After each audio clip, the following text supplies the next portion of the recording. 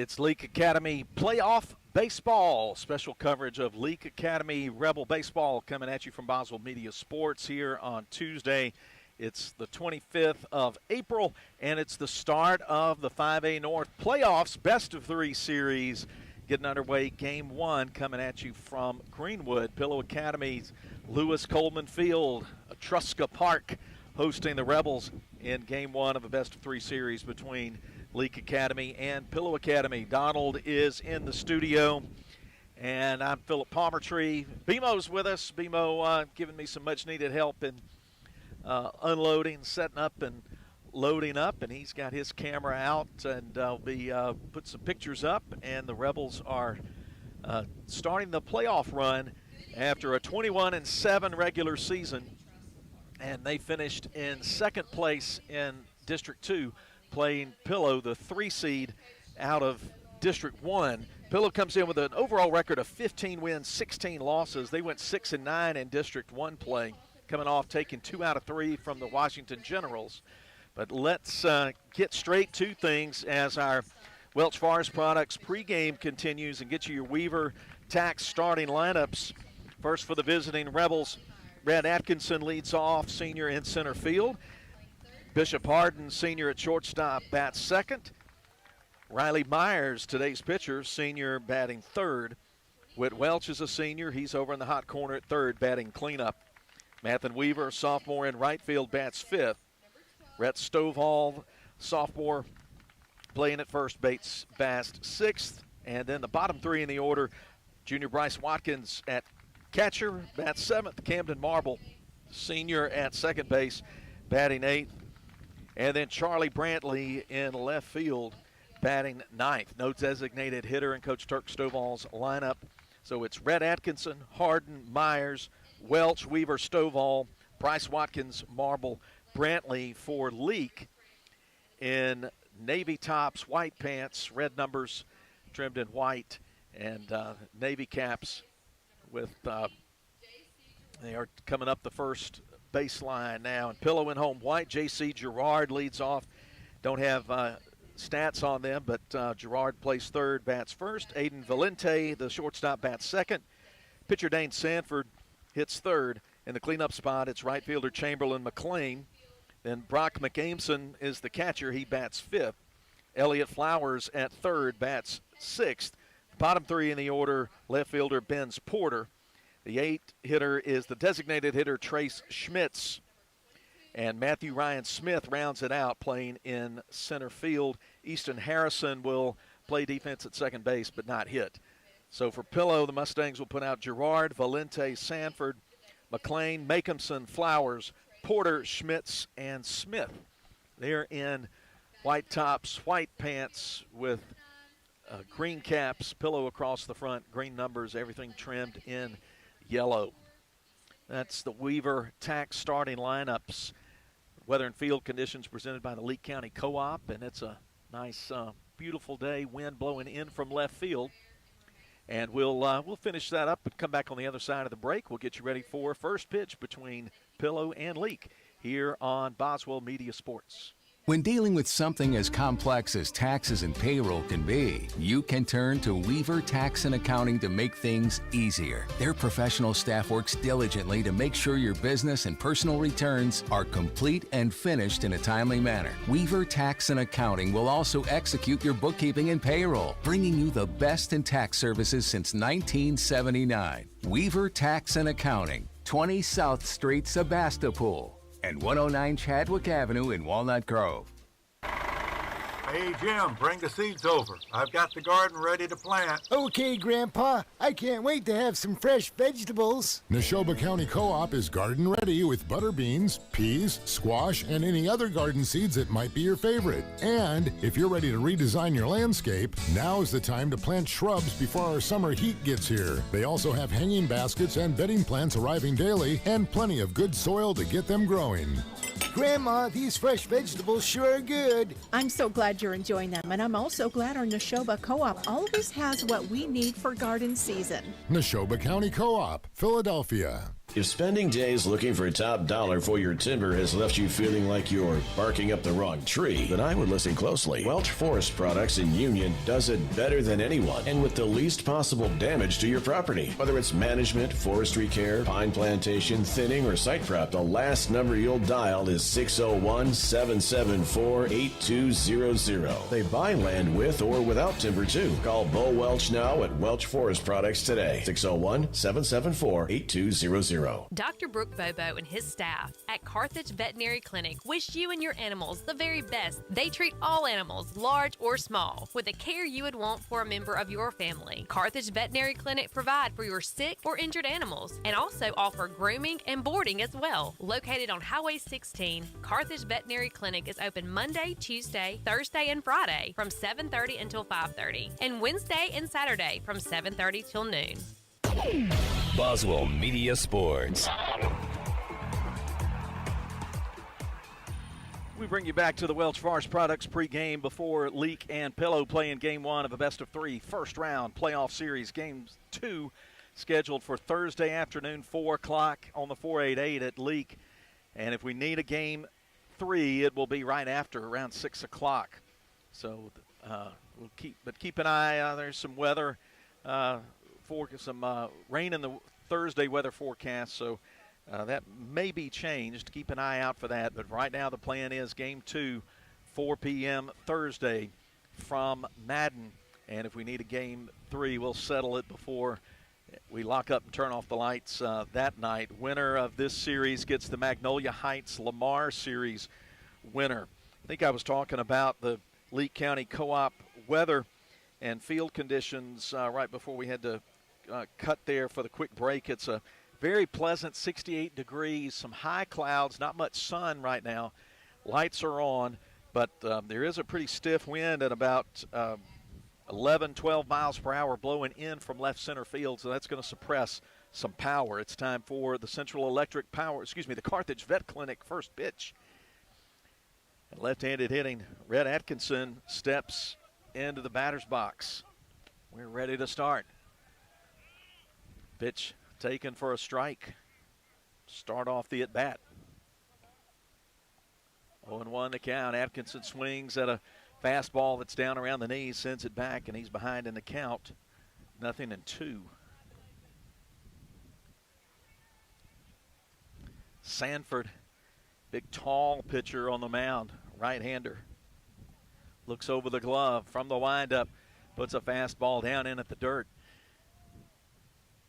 Atkinson doesn't want anything to do with it. 1 ball, 2 strikes. Bishop Hardin will hit next, then Riley Myers. That one's in the dirt. 2 balls, 2 strikes. 2-2 the count.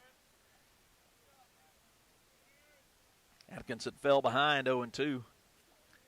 Since it's seen 2 low fastballs. There's an off-speed pitch that's off the plate. Ball 3. Good at bat for Atkinson. Taking it to 3-2. As we get the first inning underway. Here's the payoff pitch. Chopped towards second. Going to his left to get it is the second baseman. A little high throw, but in time from Harrison to Girard to retire Red Atkinson for out number 1. First inning presented by Baptist Medical Center Leake. Bishop Hardin comes to the plate. Hitting from the right side. Nobody on base, 1 out. Sanford puts the pitch down low. A little bit outside as well. Ball 1.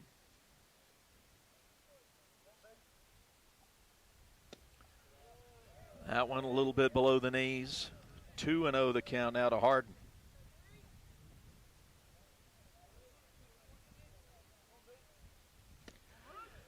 There's a called strike. Nice pitch. Hits the outer half.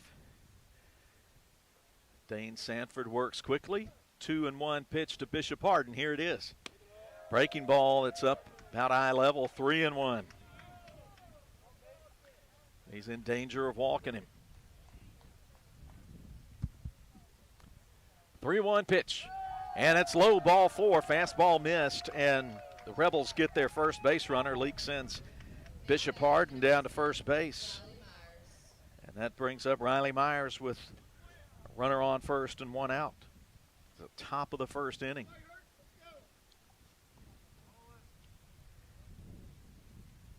Rebels wrapped up the regular season last week. Games against East Rankin. Pitch was low.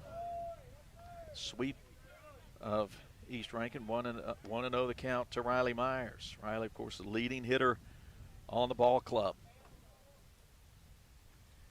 And there's a breaking ball that he takes for a strike. He knew it.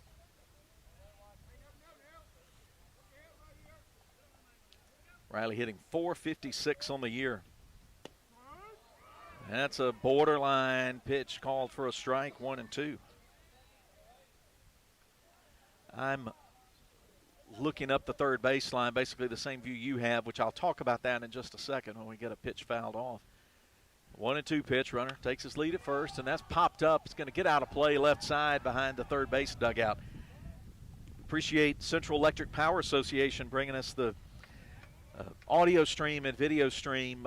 Video stream capabilities are limited on what we can show you, just because the only spot available to us at the ballpark to show you anything is through this chain link fence, and we apologize for that. And it's only that look up the third baseline. We couldn't get any closer to the center of things than that as Myers spoils a pitch back, keeps it at 1-2.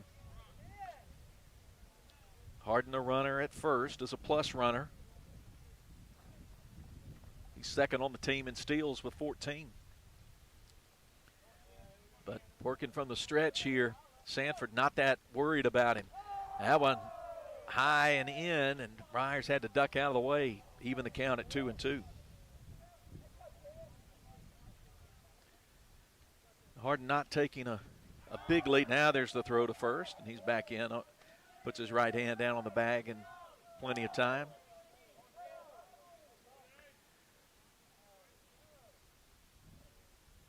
Sanford looks, now fires the 2-2 pitch. Rolled on the ground, going to get past the shortstop into left center field. And nice read, getting a jump, taking the extra base as Bishop Hardin, as that ball slowed down in the outfield. And the Rebels get one of those plays that doesn't really show up in the stat sheet, but great job by Bishop Hardin taking third from first base on the single to left on the ground ball by Myers, and the Rebels have 2 on with 1 out and bring up Whit Welch.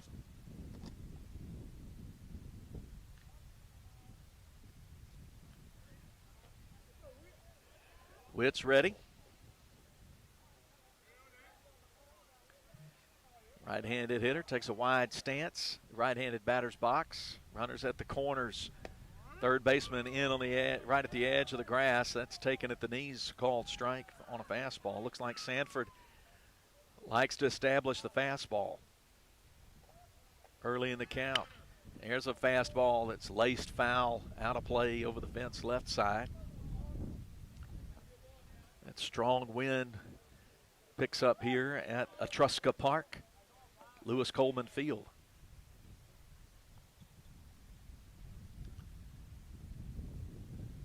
Wind blowing in on this beautiful 68-degree afternoon. Throw is to first, and back in plenty of time is courtesy runner.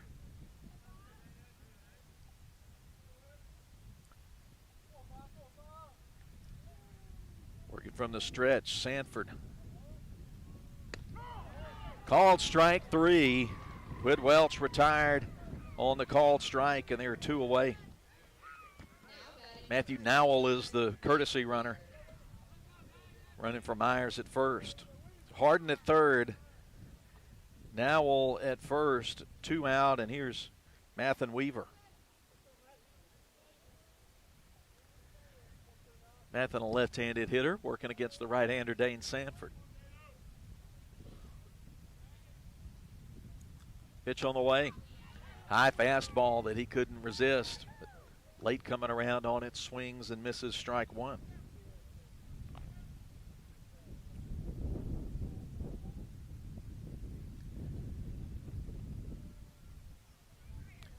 Sanford comes set. Checks first, checks third. Now the pitch. Called strike on the inner part of the plate.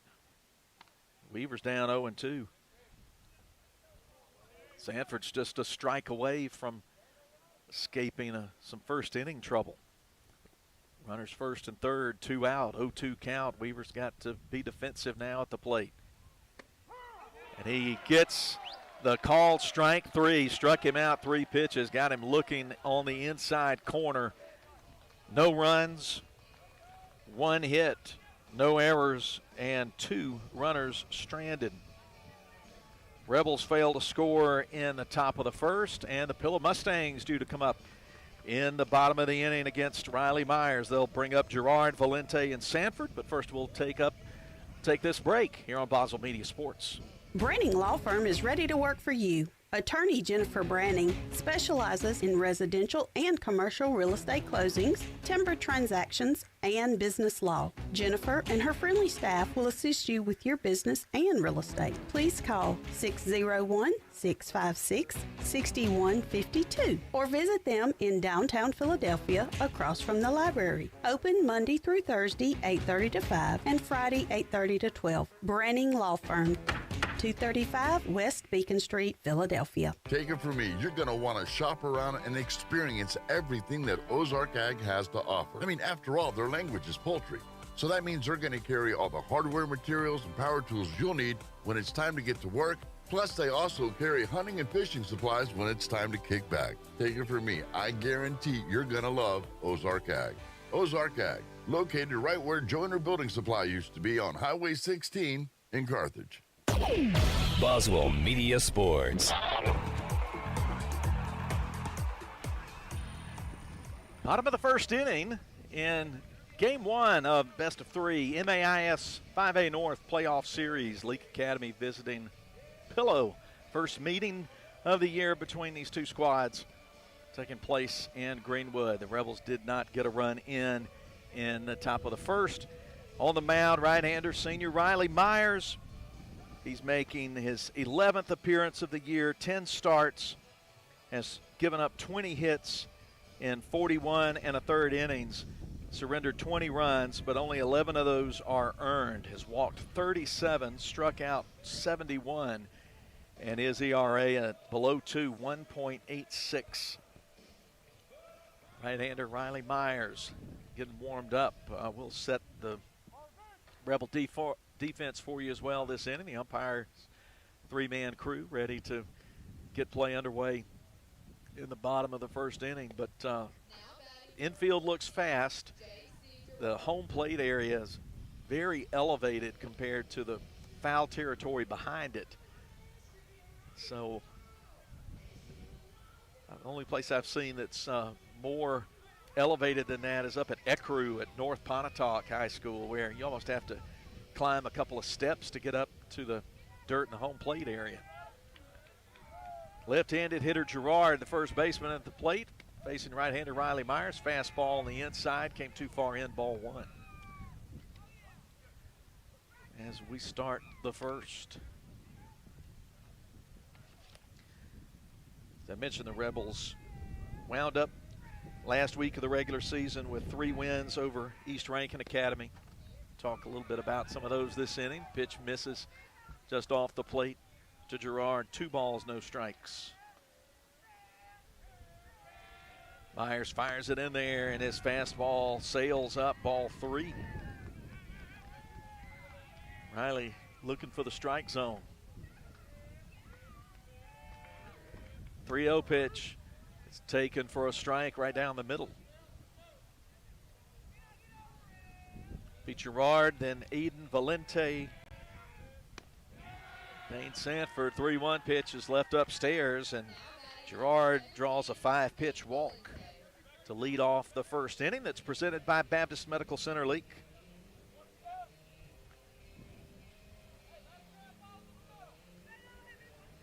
Right-handed hitting shortstop Aiden Valente at the plate.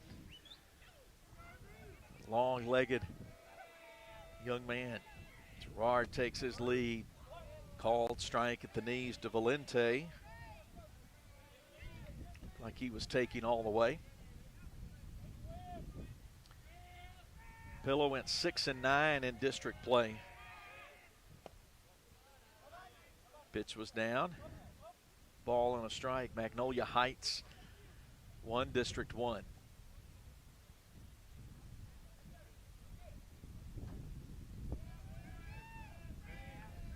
Working from the stretch, Riley Myers comes set, pitch to the plate. That one just below the knees, 2 balls and a strike.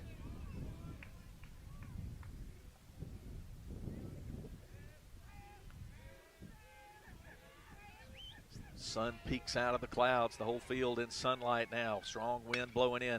Ball bounced toward Whit Welch. He makes the throw to second, but Marble can't handle it. He had reached up about bill of his cap level to bring it in, and the ball just popped out of his glove, and everybody's safe. Score that an error. So walk and an error. Score that E4. And you put Valente on as a fielder's choice in that situation. The umpires have called time to discuss something, the home plate umpire and the ump on the left side of the infield. So we've got time here. Nobody out. Bottom of the first inning. Scoreless game.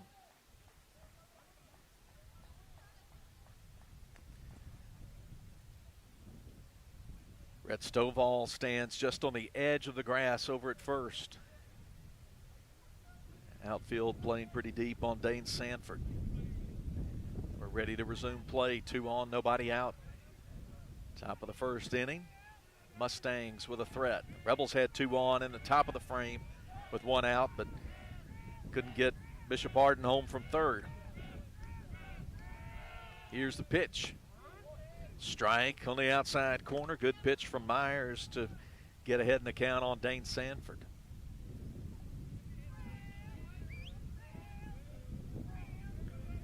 Right versus right, the matchup. Bryce Watkins sets. Here's the pitch from Myers, and he chops it foul left of the bag at third. Rolls into the chain link fence. And that East Rankin series last week, the Rebels won the first game 2-0. In Madden, won down at Pelahatchie 12-2, and then Saturday game, final regular season game, a 6-1 Rebel victory. Check of the runner, pitch to the plate, 0-2 count is dropped. Runner's taken off, throw from Watkins down to Welch at third, won't be in time as he sweeps the tag around behind him, but good read there by Gerard to get there on the pass ball. So now second and third. 1 ball, 2 strikes. Dane Sanford, nobody out, second and third now.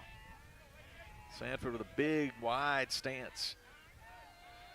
Feet spread apart, waits for the pitch.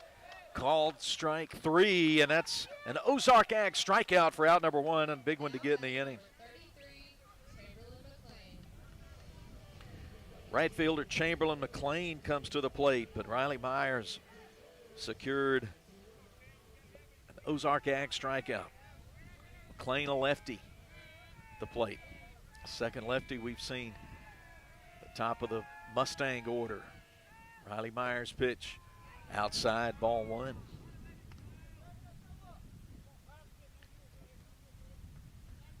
Gerard started off the inning with a walk. Safe at second on an error. On an attempt, 5-4 put out attempt. Pitch off the plate, 2-0. Not sure what was wrong with that one. I'm not behind home plate. I'm more or less looking up the third base line, left field line. 2-0 pitch. Here it comes. Swing and a miss, strike 1. He had a big cut.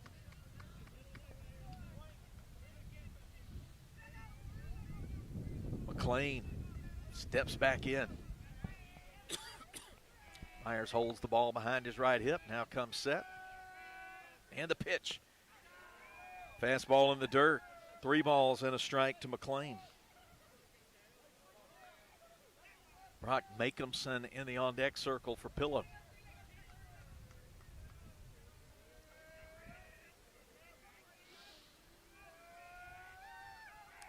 Here's the 3-1.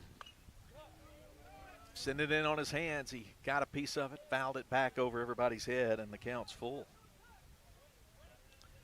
3 balls, 2 strikes.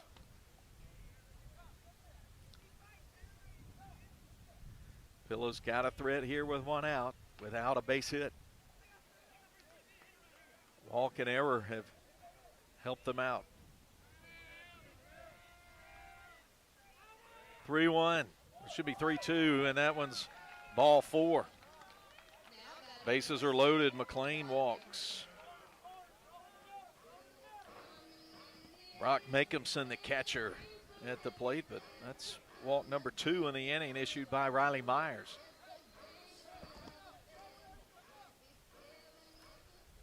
Just 1 out. Nice roll over kind of ground ball would be a big friend right now. So now at any base for the Rebels. Called strike to start off the at-bat to Makeumson.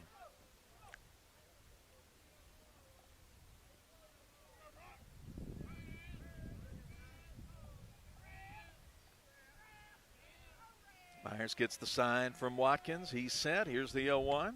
Swing and a miss, and Makeumson's behind in the count, 0-2. Thanks for joining us on Kicks 96 this afternoon.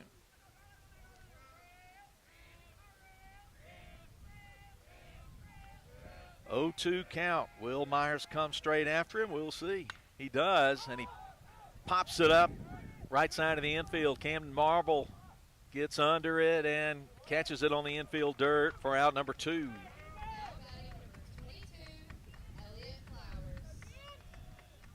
If Riley Myers can get Elliott Flowers out, the Rebels would escape trouble. Bases loaded, 2 out, bottom of inning number 1. Game 1 of opening round of the MAIS North 4A playoffs. Riley Myers from the stretch. That ball lined over Harden's head into center field. Girard scores. They wave the second runner around. A throw comes into the plate, and it's going to be just a step up the line. And Valente scores, and it's 2-0 in favor of the home team, Pillow.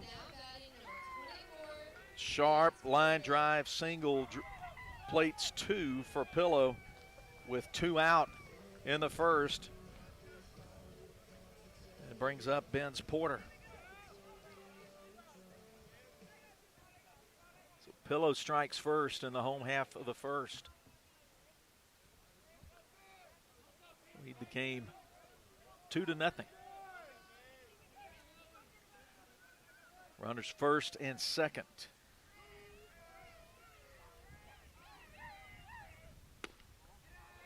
Looks at a pitch off the plate, ball 1.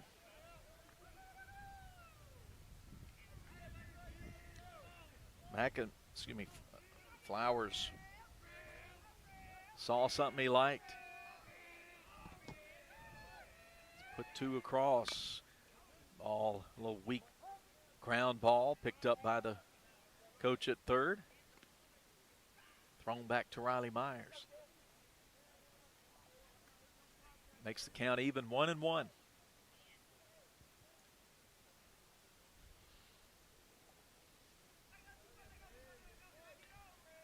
Myers stares in, works from the stretch.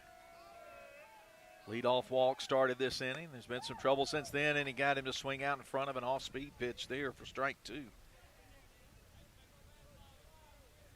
Porter down, a ball and 2 strikes. Good variation in speed there for Myers. Check of the lead runner, pitch. Got him to swing at a high fastball, and that's an Ozark Ag strikeout for the 3rd out in the inning, but 7 come to the plate.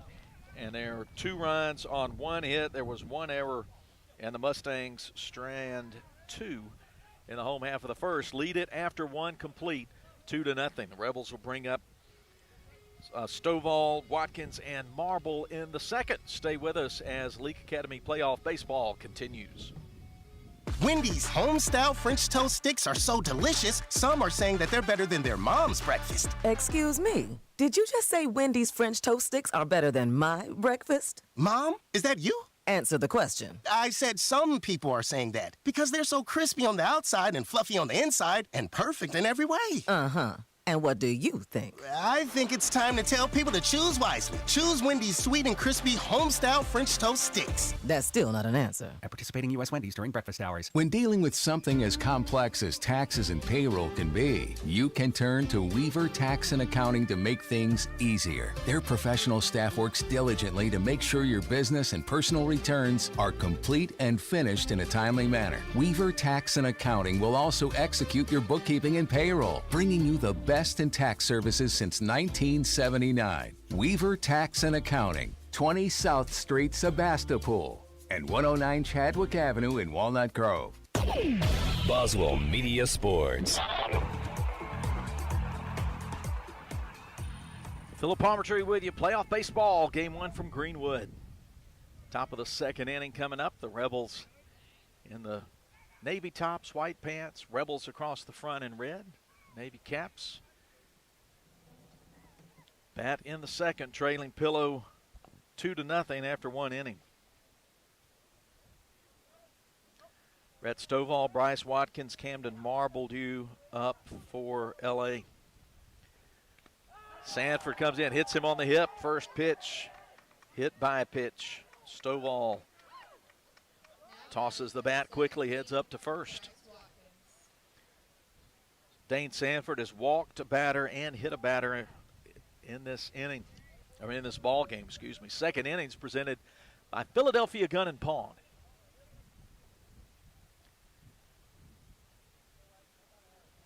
Here's Bryce Watkins at the plate. Right-handed hitter.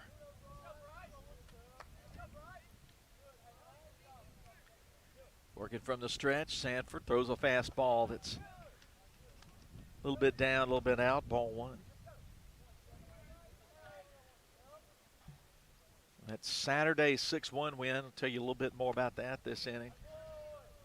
Pitch inside, 2-0 to Watkins.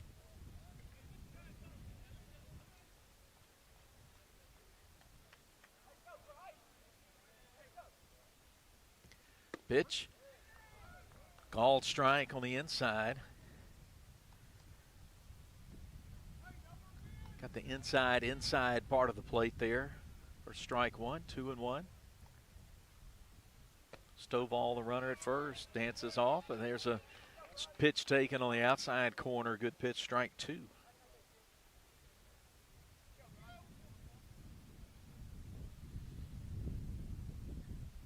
Sanford throws a breaking ball in the dirt, swung on, missed, but it gets pitch in the dirt behind the catcher and getting up to first base after the strikeout wild pitch is Watkins. He'll get a courtesy runner.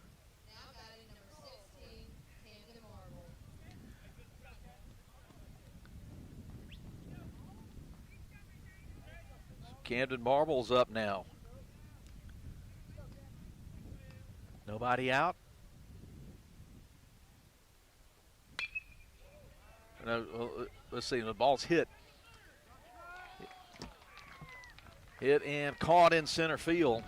Had a player in my way there. Marble retired on one pitch. Yeah, Watkins retired for out number one, but Stovall advanced on the wild pitch, and he's not able to tag up. So he's at second, and they're two out in the inning. Watkins strikes out. Marble flies out for out number two, and the nine-hitter Charlie Brantley at the plate.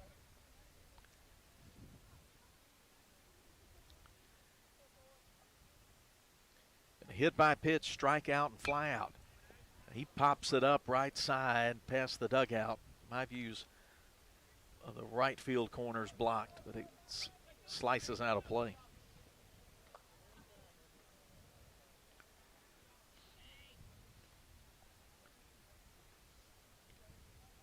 Check of the lead runner at second. And fooled Brantley with a pitch that was down. He swung up high, 0-2 now. Rebels had 6 runs on 8 hits against East Rankin. 1 run, 7 hits for the Patriots, and there's a swinging strike 3. Brantley retired. 4th strikeout of the game for Sanford. The Rebels leave a runner on base. No runs, no hits, no errors. And the Rebels have stranded 3 through 2 times at the plate. They trail 2-0 back with the bottom of the second as Leake Academy playoff baseball continues. Before you begin those do-it-yourself projects outside your home or business, be sure you know where your underground utilities are located. Always call before you dig. One easy phone call to 811 can protect you from injury and expense. Plus, it's the law in Mississippi. Make the call and avoid serious or fatal injury. For more electrical safety tips, contact Central Electric Power Association, serving you since 1937, an equal opportunity provider and employer. Immunizations protect kids and teens from preventable diseases like measles, meningitis, polio, whooping cough, flu, and other dangerous illnesses. It's important not to skip or delay shots. Anya Jones, certified pediatric nurse practitioner and Baptist Leake Primary Care Clinic, offer these and a complete list of pediatric care for infants, children, and young adults. Baptist Leake, making your health care our #1 priority. Boswell Media Sports.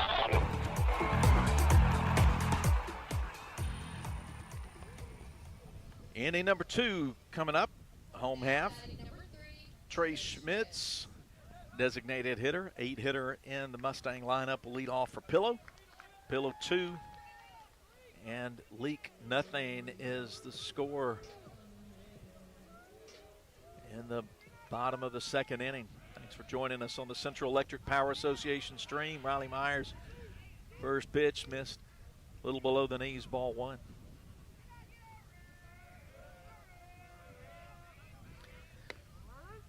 He throws that one, fastball taken right down the middle, strike 1. And the second, Trey Schmitz, then Matthew Ryan Smith, the center fielder.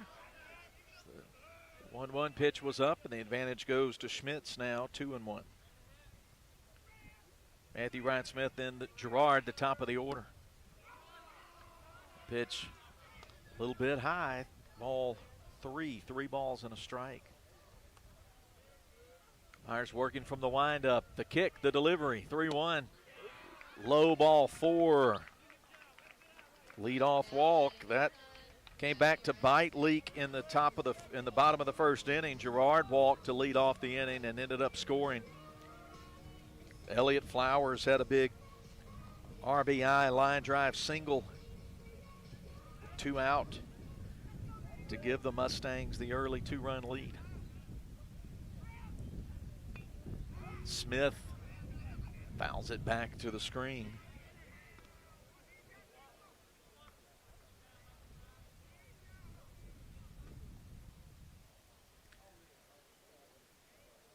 Schmitz the runner at first.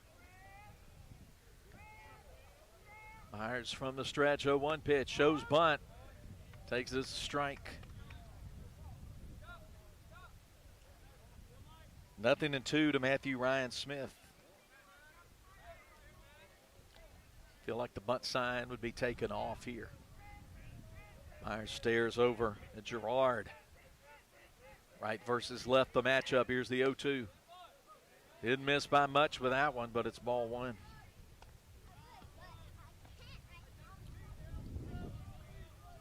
Not a big viewing area here at the ballpark for fans or for media. That's why your Central Electric Power Association video stream is coming through the fence. But a called strike 3. Ozark Ag strikeout, 3rd of the evening.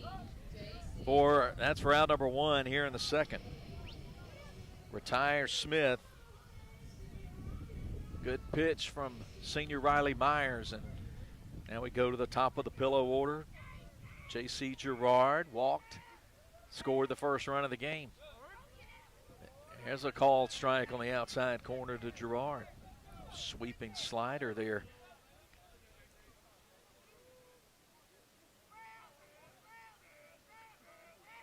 Myers checks Schmitz at first. Pitch to the plate. Popped up high in the air. Going back on it is the shortstop, Harden, and he takes it about 2 steps back on the grass. That's out number 2. And Aiden Valente reached on a fielder's choice in the first, and he scored. 2 outs, runner at first. Bottom of the second inning. Pillow up 2 runs on Leake. Game 1 of the best of 3 first-round playoff series. Here's Myers' pitch. That's a called strike. Took it right down Main Street.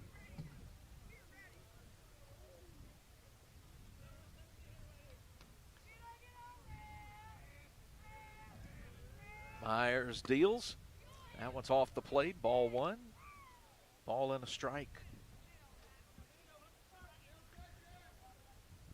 Myers has 3 Ozark Ag strikeouts so far in the game. That ups his team leading total to 74, and a strike taken at the knees, 1 and 2 now. Schmitz takes a moderate lead at first. 1 and 2 the count. Pitch to the plate. Bounce toward Harden. He backhands it, flips it to Camden Marble at second to get the lead runner, and the inning is over. No runs, no hits, no errors. 1 runner left. 2 complete in the books. And the score remains Pillow 2 and Leake nothing. Back with the top of the third as Leake Academy playoff baseball continues. If you want to get the best in sportswear and gear, check out In Sports. In Sports, just off the square in Philadelphia, offers screen printing with personalized jerseys, T-shirts, and fan wear to support your favorite team. In Sports also has customizable vinyl gear for spring sports like baseball and softball, as well as plaques and trophies. Looking for sports equipment? In Sports has that too. In Sports believes in giving the best possible customer service with in-town deliveries. Get ready for this sports season with In Sports, just off the square in Philadelphia. It's springtime. The flowers are blooming, the lawn will need mowing, and uh-oh, you can't forget we live in Mississippi where the weather goes through more changes than a nursery full of newborns. Be ready for what lies ahead with the friendly folks at Lee County Co-op. You'll find flowers, potting and topsoil, weed and feed, chemicals and fertilizers, everything you need. Except for excuses to get out and doing the yard work. Plus, ring in spring with those beautiful Corinthian bell wind chimes you can only find at Lee County Co-op. Spring is here, all right, and so is Lee County Co-op on Highway 16 in Carthage. Boswell Media Sports. Leake Academy coming to bat in the third. Trailing 2-0, top of the third inning.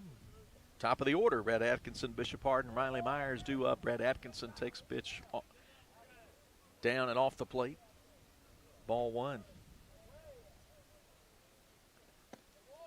That one's down, ball 2.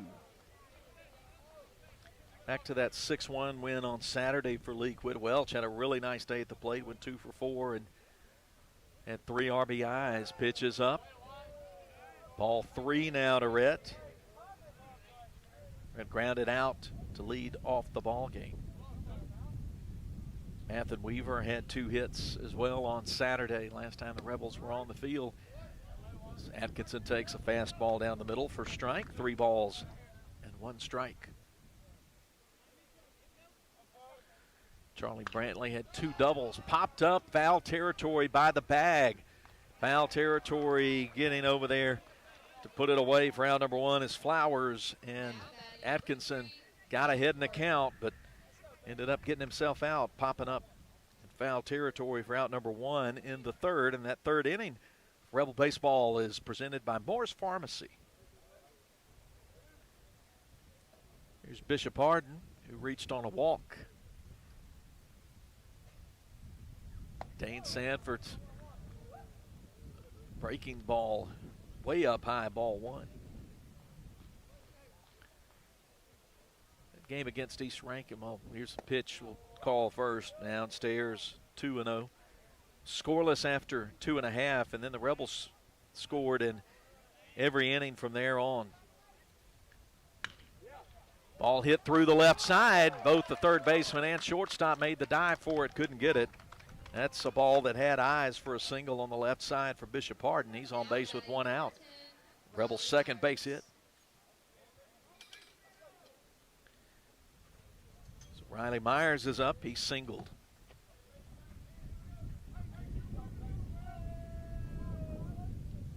Singled through the left side of the infield. Last time up, Sanford's breaking ball off the plate, ball 1. 2 doubles for Charlie Brantley. Riley Myers had 2 steals with Welch. That ball going to get away from the catcher and give Bishop Hardin an opportunity to grab second base.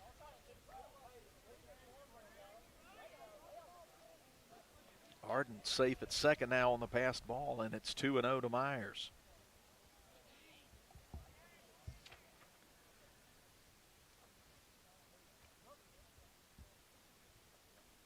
On Saturday, the Rebels got 5 innings out of Bryce Watkins and an inning apiece out of Jack Harkins and Brewer McLean to seal the 6-1 win and wind up the regular season. Pitch is a fastball down and off the plate. 3 balls and no strikes to Myers. If you're Dane Sanford, you could do a lot worse than walk Riley Myers right here with a runner at second. First base open. 3-1 pitch, hard taken off. Pitch sliding in just ahead of the tag. Steal of third for Hardin. That's his 15th stolen base of the year. And the Rebels have a runner just 90 feet away now. 3-1 to count to Myers, who took that pitch. Here's the 3-1. Up and in, and he walked him. 3 balls, 1 strike. Ball 4, the pitch. Myers takes first. And here's Whit Welch, who's up. Rebels with a golden opportunity with 1 out. Yeah, Matthew Nowell at running for Myers down at first. So Nowell at first, Hardin at third. Right versus right, the matchup. Sanford from the stretch, he throws. Close play at first, but Nowell's back. Gets the front of that nice Navy uniform dirty.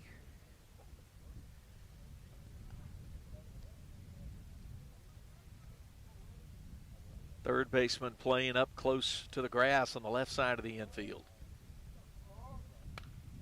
That one lined sharply back into the net for foul. Strike 1.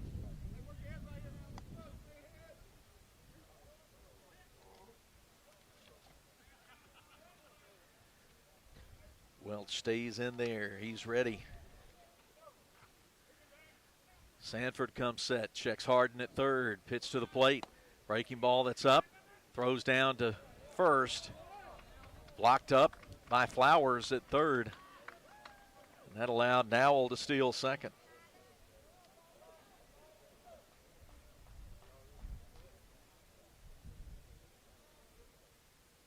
Second and third down. 1-1 to count. Still just 1 out. That ball's lined into left field. Coming up on it, unable to get it is the left fielder. Porter can't get it. It's going to roll all the way to the fence. And 2 runs will come across. Here's Myers legging it for third. Slides in ahead of the throw. It's backed up by the pitcher, and the Rebels have tied it 2-2. Off Whit Welch, not Myers, sliding in safely at third on a triple. Just like that, a ball that probably should have been just left and taken on the bounce, but left fielder Porter decided he really needed to get that one, and it ends up being a triple. Weaver at the plate. He takes a pitch, 1 ball, no strikes. Welch at third, ball hit up the middle, and that's going to leak through for a base hit. And Welch will trot home, and the Rebels have taken the lead now 3-2 off the RBI single from Mathen Weaver. Now batting number 12, Brett Stovall. Leake 3, Pillow 2. Nice bit of hitting there. Brett Stovall's the hitter.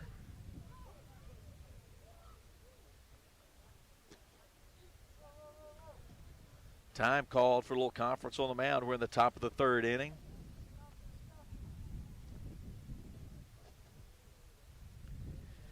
Inning started with a pop out by Atkinson. Then Hardin got a base hit on the left side. Then Myers walked. And Whit Welch drove both 2 runs home in with a triple to left field. And Mathen Weaver drove home Welch and made it 3-2. Still just one out. Now we resume play after Coach has a word with his pitcher and catcher. Brett Stovall, the batter, was hit by a pitch. Lead off the second.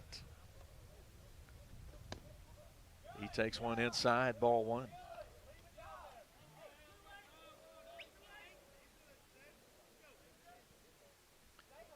Wind still blowing in pretty much from left center. Center field throw is to first.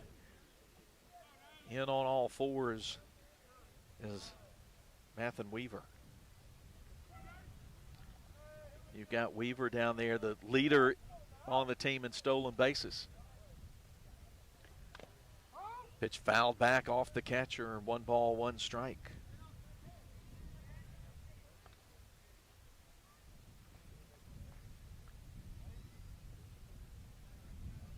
All the players are in the sunshine, all the fans are in the shade now. Sunfield is to the right, Mr. Right field. They've got this a tough time of day for them. That ball through the hole on the left side, gets through for a base hit. Weaver will stop at second. Porter sends it back to the infield quickly, and the Rebels keep the line moving. They've got 4 base hits this inning. Still just 1 out, 3 runs already across.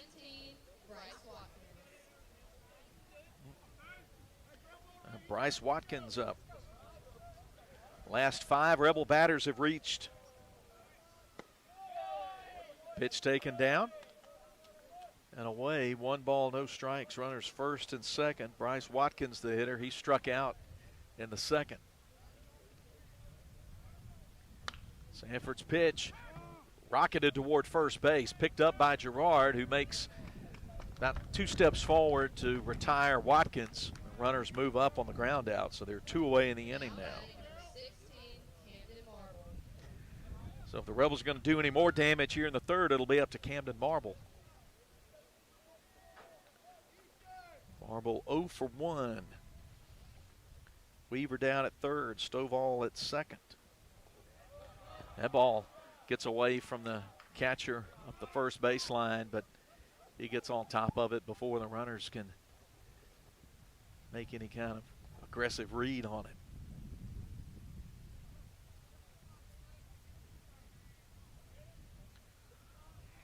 One ball, no strikes to count. Here's the pitch. That's bouncing ball foul. Weaver had to spin and to avoid getting hit by that bouncing foul ball. Makes the count 1-1. Sanford runners second and third working from the windup. Here's the pitch. Ball hit towards second. Harrison's got it and makes the throw to first successfully to retire Marble and end the inning. But the Rebels take the lead for the first time, getting on the inning. 3 runs on 4 hits. There were no errors, 2 stranded. In the middle of the third, it's Leake 3 and Pillow 2 in game 1 of best of 3 first-round playoff series. Back with more Leake baseball after this. What is the value of an independent insurance agent? We don't work for any one insurance company. Instead, we work for our clients. We sell insurance from multiple companies, and that means at South Group Cox Agency, you always have an expert on your side who can find you the best policy and rates for you and your family. Now is the time to come by and let us at South Group Cox give you a free quote. Open Monday through Friday, 8 a.m. to 5 p.m. South Group Cox Agency, 207 West Main Street in Carthage. Moore's Pharmacy always looks forward to seeing their customers, and they provide 4 locations for you: Carthage, Walnut Grove, Sebastopol, and Lena. They also provide services to make your life easier, such as the flavored medicine machine for your children, Pack My Meds, hormone replacement therapy, and compounding. They also take most insurances. Moore's Pharmacy, Carthage, Walnut Grove, Sebastopol, and Lena. Always the shortest wait time, fastest service, and lowest prices because they will price match for you. Follow them on Facebook. Moore's Pharmacy, your family hometown pharmacy. Boswell Media Sports. We start the bottom of the third inning and seeing the Rebels turn the tables and take the lead over Pillow 3-2. 2 in the bottom of the first for the Mustangs and 3 for the Rebels in the top half of this frame, the third. Dane Sanford, the 3-hitter, will lead it off, and he looks at a pitch inside for ball 1 from Riley Myers to start off the inning. Haven't set the Rebel defense for you, and try to do that this inning. Ball fouled back just on time. Sanford gives me the opportunity to do that. Atkinson patrolling in center, Brantley's in left, Weaver in right. At the corners, it's Welch at the hot corner, Stovall at first, middle of the infield, Marble playing second, Bishop Harden at short, and Bryce Watkins behind the plate. Pitch fouled out of play, right side for strike 2. 1 ball, 2 strikes to Sanford.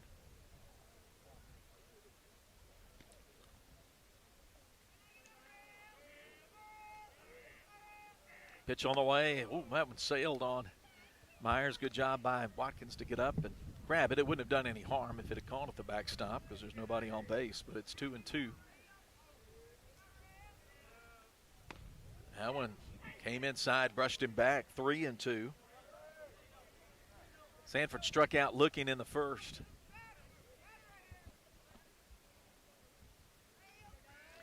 A 3-2, got him swinging. Ozark Ag strikeout, 4th of the afternoon for Riley Myers. There's 1 away in the 3rd inning, presented by Moore's Pharmacy. Just blew that speed ball by him, as the boss would say. Left-handed hitter Chamberlain McLean at the plate. He drew a walk last time up, and he takes a pitch inside. Didn't miss by much there, ball 1. 3 runs on 5 hits for Leake, 2 runs on a single hit for Pillow. That one off the plate, came inside, ball 2.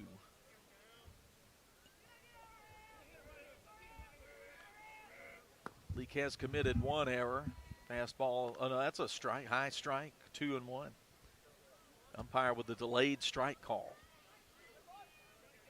2 balls and a strike. And that one's taken for a strike as well in the inner half of the plate, 2-2. The only way I can judge inner and outer half is just the way that Bryce Watkins moves his glove. Got him swinging on a pitch that was down in the dirt. Nasty pitch from Riley Myers for his 5th Ozark Ag strikeout. And they're 2 away, nobody on. Brock Makeumson at the plate. I saw this day in baseball stat that today, on this day in 1966, we'll get this pitch that's fouled off the foot of Makeumson, ball 1. This day, 1966, Yankees legend Whitey Ford won his last ball game. A career that spanned went over 3 decades. He won 236 career ball games. He got his last win and all of that with the Yankees on this day. Injuries got the best of him. Swing and a miss. Makeumson could not get around on that one fast enough, and it's 0-2. So Whitey Ford, 1974 Hall of Fame player, popped up, foul territory, right side, may be playable. Looks like it's drifting foul, though, and oh, they did make the play. Couldn't see it. Had to get some help. The Rebel dugout. BMO helping me. Nice play by the Rebels, and it's a 1-2-3 inning for Riley. Myers, no hits, no runs, no errors, nothing across, 3 complete.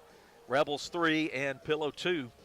Back after this break with the top of the 4th as Leake Academy playoff baseball continues. If you're looking for a trusted veterinarian, check out Central Mississippi Animal Clinic, a full-service animal hospital that provides emergency services as well as routine medical, surgical, dental, and grooming. Central Mississippi Animal Clinic will give your pets the care they deserve. Central Mississippi Animal Clinic, 900 Highway 35 South Carthage, 601-267-4573, or on the web at cmacvets.com. If spending days looking for top dollar for your timber has left you feeling like you're barking up the wrong tree, then I would listen closely. Welch Forest Products in Union does it better than anyone and with the least possible damage to your property. Whether it's management, forestry care, pine plantation, thinning, or site prep, the last number you'll dial is 601-774-8200. They buy land with or without timber too. Call Bo Welch now at Welch Forest Products today. 601-774-8200.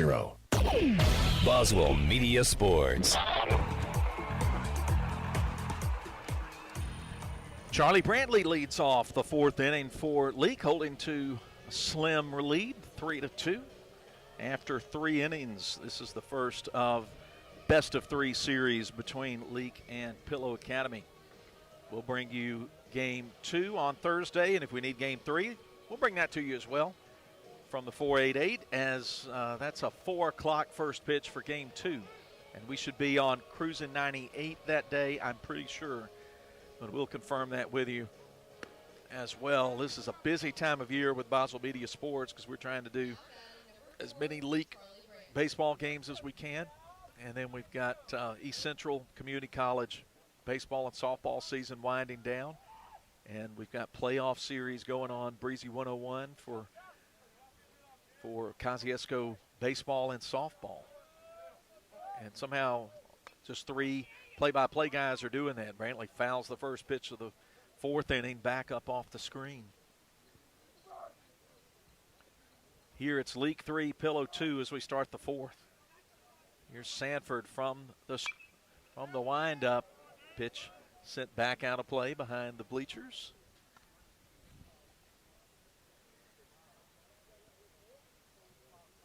He's behind in the count, 0-2. Pitch on the way, up and in. 1 ball, 2 strikes. 1-2 the count. Now the scoreboard catches up with all this. And in the sunlight, the pitch. They say he went around, he turned on a pitch that was inside, but the bat came around. He didn't hold the bat back, and Brantley's called out on strikes for out number 1 in the 4th. 4th inning presented by South Group Cox Agency.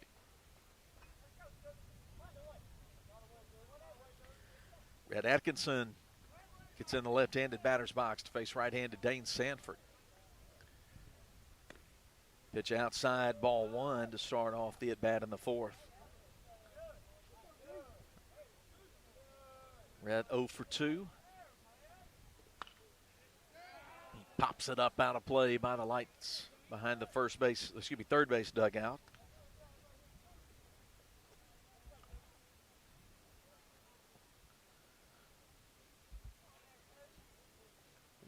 One ball, 1 strike.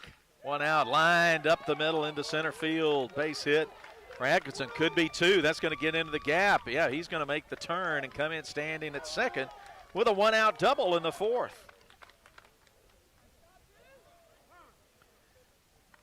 I mentioned all that baseball that's going on. Board Op Donald reminded me it's 3 play-by-play guys, but only 2 board studio producers. Board ops and studio producers doing this job. So it's busy as long as our local teams stay alive. The Rebels have Red Atkinson at second now with 1 out, and Bishop Harden at the plate, who's walked and singled. Sanford steps off the rubber for a moment, as I think the Pillow coach was granted a moment. Coach Bruce Branch was given a moment to align his defense. Strike at the knees taken, and Bishop Harden gives a little subtle shake of his head there. Didn't like that call, 0-1. Sanford's 0-1 pitch is up near Harden's head. 1 ball, 1 strike. Just couldn't locate that one.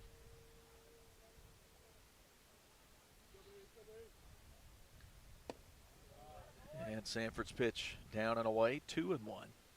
Sanford does not have a lot of moving parts with his throwing motion. Not a big kick. Very sort of tight, compact kind of motion. Pitch is down, fastball in the dirt. 3 balls, 1 strike now to Harden. The thing you have to like about Sanford is he doesn't waste a lot of time between pitches. Here's a 3-1. Hit towards short, bounced, fielded by Valente, and the throw to first in time to get Harden, who was blazing down the first base line. That's out number 2. Riley Myers up at the plate. He has singled and walked. He's the last chance for the Rebels here in the 4th if they're going to do anything with that 1-out double by Atkinson. Right-hander Sanford looks back at Rhett. Now pitch to the plate. Breaking ball that's outside. Ball 1. If Myers can reach, Whit Welch would hit next. Right here, the count's 1-0. Sanford checks the runner. Breaking pitch, taken for a strike.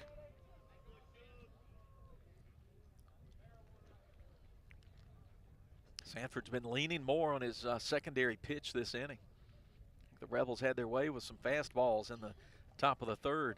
That one bounces in the left-handed batter's box. Good job backhanding it by Makeumson, the catcher. That's ball 2. 2 balls and a strike. Another breaking pitch taken for a high strike, 2. Kind of a wince there on the face of Myers. I think he was expecting fastball. 2-2, 2 out. Pitch on the way. That's another breaking pitch that's up and in. So, a hitter like Myers, you don't want to throw him too many fastballs. You want to have him guessing at it. Now the count's full. Here's the payoff pitch coming from Sanford, but time called, granted to Myers. He digs back in.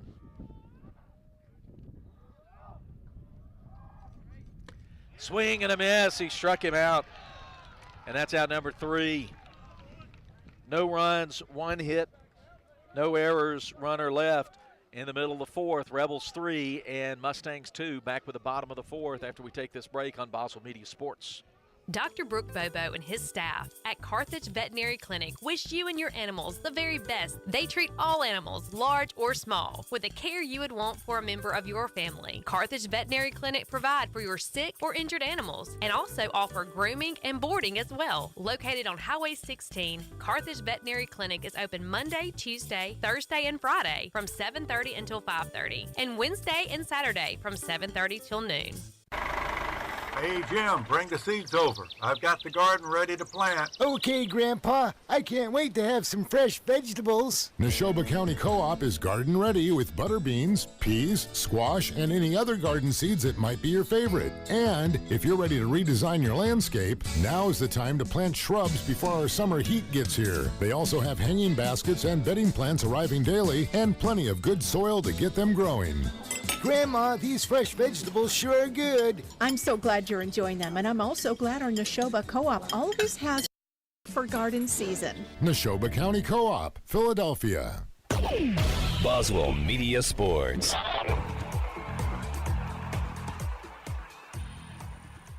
Here we are starting the bottom of the 4th inning. Leake leads Pillow 3-2. Game 1, best of 3 series.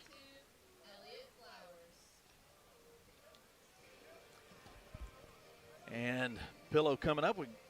Thanks for staying with us. We lost our video for a moment. We're in kind of cramped conditions here and think something got knocked loose.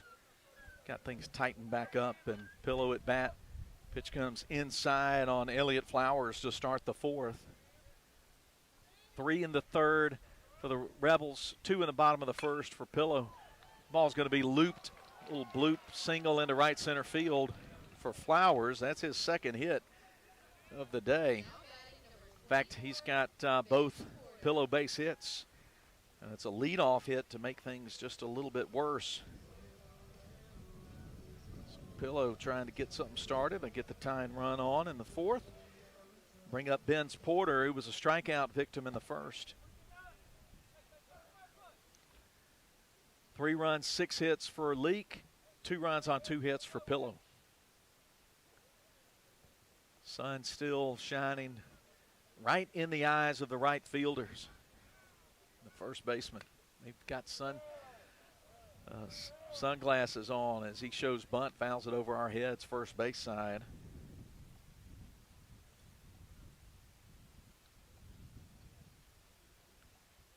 Flowers reached on the single. Benz Porter batting, then Trey Schmitz will be up next.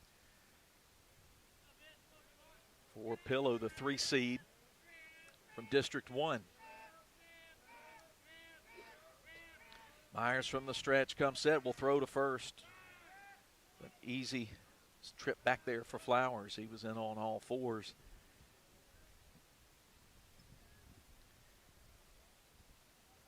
Nothing in one, the count. Myers looks at first, comes set. Now kicks and delivers. Pitches just a little bit low. 1 ball, 1 strike.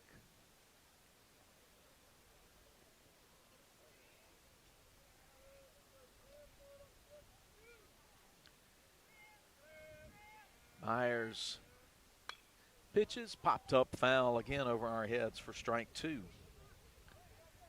This ballpark, it's pretty ordinary in terms of dimensions and look in the outfield. 310 down the left field, right field lines, 355 toward the center field area, and the power alley's 345.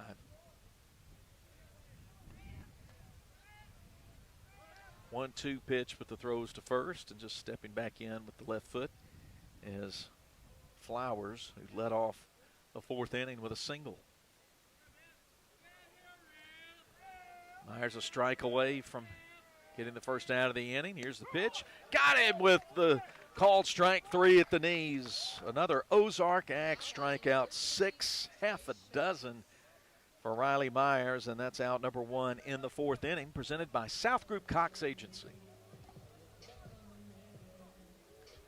1 out, 1 on. Trey Schmitz is up. He walked last time. Right-handed batter waits. That's lined into right center field. That could be trouble. Up to get it is Weaver. Going first to third on the throw that's taken middle of the infield by Harden. The lead runner, Flowers, gets to third on a hard hit single to right center by Schmitz. Now Pillow has something cooking in the home half of the 4th, trailing 3-2. Runners at the corners with just 1 out. Matthew Ryan Smith at the plate. He struck out back in the 2nd. Good job by Flowers to make the read on that ball hitting the gap, and a good job by Weaver to get to it and keep it from turning into a double by Schmitz. Lefty Smith waits, ball squirts away off the glove of Watkins. Runner at third holds, but Schmitz will advance to second on the pass ball. Second pass ball of the game charged to Bryce Watkins. 2 base hits this inning. Second and third now. Myers in some trouble.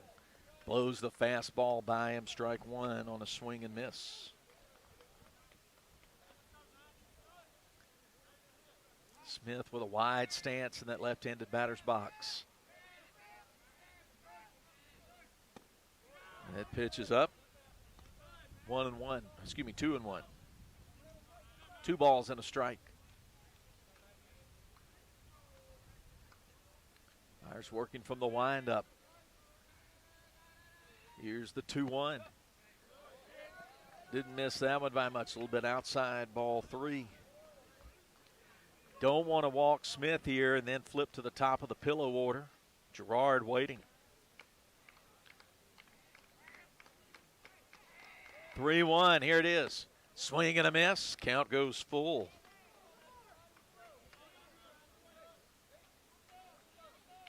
Very important batter to retire right here. The 9-hitter, Matthew Ryan Smith. A payoff. Left it up, ball 4, and he walked him on the full count. So that loads the bases. Just 1 away, and J.C. Girard at the plate. He's walked and popped up to short. But it's the top of the order for the Mustangs coming up right here with 1 out, and bases are juiced. Leake leading by just a run. Things tighten up for the Rebels. Here's Myers' pitch. Called strike at the knees. Good pitch.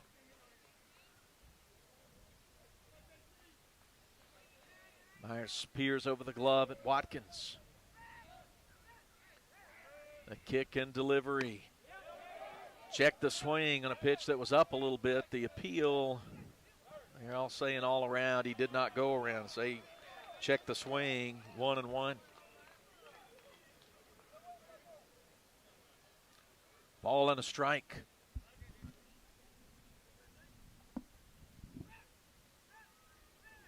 Myers ready. Watkins ready. Gerard ready in the left-handed batter's box. Called strike. Got him on the inner half to get ahead in the count. A ball and 2 strikes.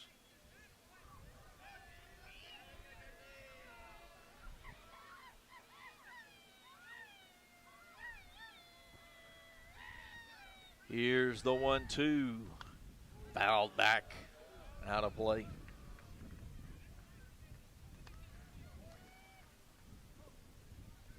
Myers has fanned 6 Mustang hitters through 3 1/3 innings. New baseballs come out to the home plate umpire as we resume action in the home half of the 4th.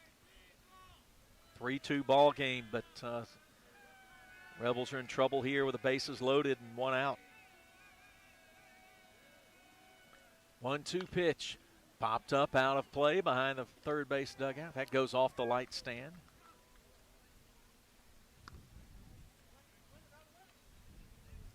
Long shadows on the field.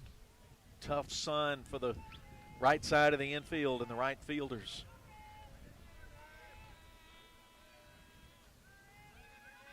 Myers steps back off the rubber, gets time. Now he's back.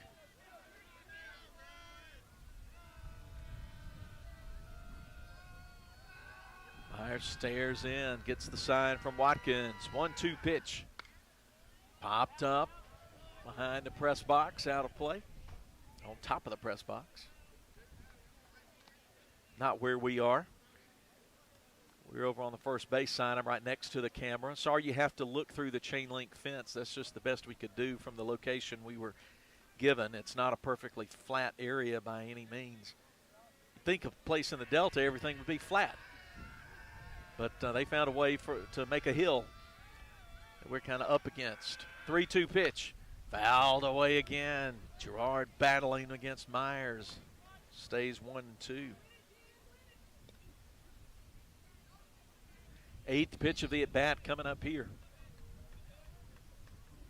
Bases loaded, 1 out. Could be a critical moment in this baseball game. 1-2 pitch. Got him swinging for the Ozark Ag strikeout. K number 7 for Riley Myers. And, whoo, that's a big out to get. 2 away in the 4th. That leaves things up to Aiden Valente. Valente has reached twice on a fielder's choice in the ball game. Bryce Watkins gets time, granted, from the home plate umpire to come out and speak to Riley Myers. Pillow got 2 in the bottom of the 1st, and the Rebels answered with 3 in the top of the 3rd. That gets us to 3-2. 3 runs on 6 hits for LA. They've stranded 3 runners. Excuse me, I've got to flip it over. They've stranded 3. Pillow stranded 3. They have 2 runs on 3 hits, but they've got bases loaded right now. Started with a Flowers single, then a Porter strikeout. Schmidt singled, and Smith walked. Gerard struck out. Here we are, Aiden Valente at the plate, officially 0 for 2 with a run scored. Myers to the plate, called strike. Just worked the fastball there. Myers seems to have been working a lot fastball and slider in this game. 0-1 pitch. That one missed aim just a little bit low. 1-1.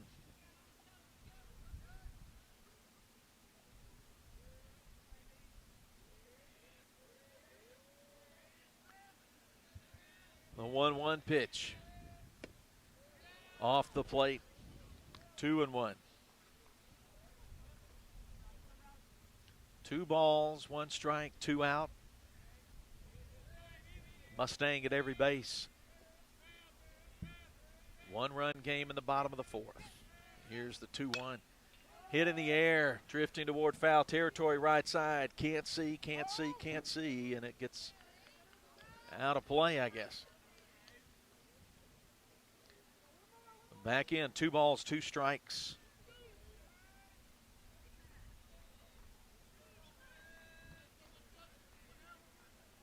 Valente gets back in there. Counts 2-2.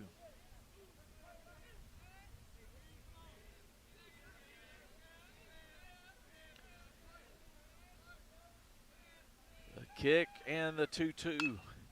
Hit toward right. Weaver's got a beat on it in the Sun field, but he puts it away with no trouble. And the Rebels get out of the inning. Pillow leaves the bases loaded in the 4th. No runs on 2 hits, no errors, and the bases left full. Our score stands at 3-2. Leake up by a run after 4 complete. Back after this with the Rebels coming to the plate in the 5th here on Boswell Media Sports. Philadelphia Gun and Pawn, the original since 1974. You want excellent service? You've got it with Philadelphia Gun and Pawn. Philadelphia Gun and Pawn has been serving our friends and neighbors since 1974. Stop in and find an incredible selection of Kendra Scott and Olali jewelry. Shop the best selection of authentic pre-owned Louis Vuitton handbags and accessories in the area. You deserve better service. At Philadelphia Gun and Pawn, that is exactly what you'll get. Philadelphia Gun and Pawn. The original Philadelphia Gun and Pawn. Boswell Media Sports.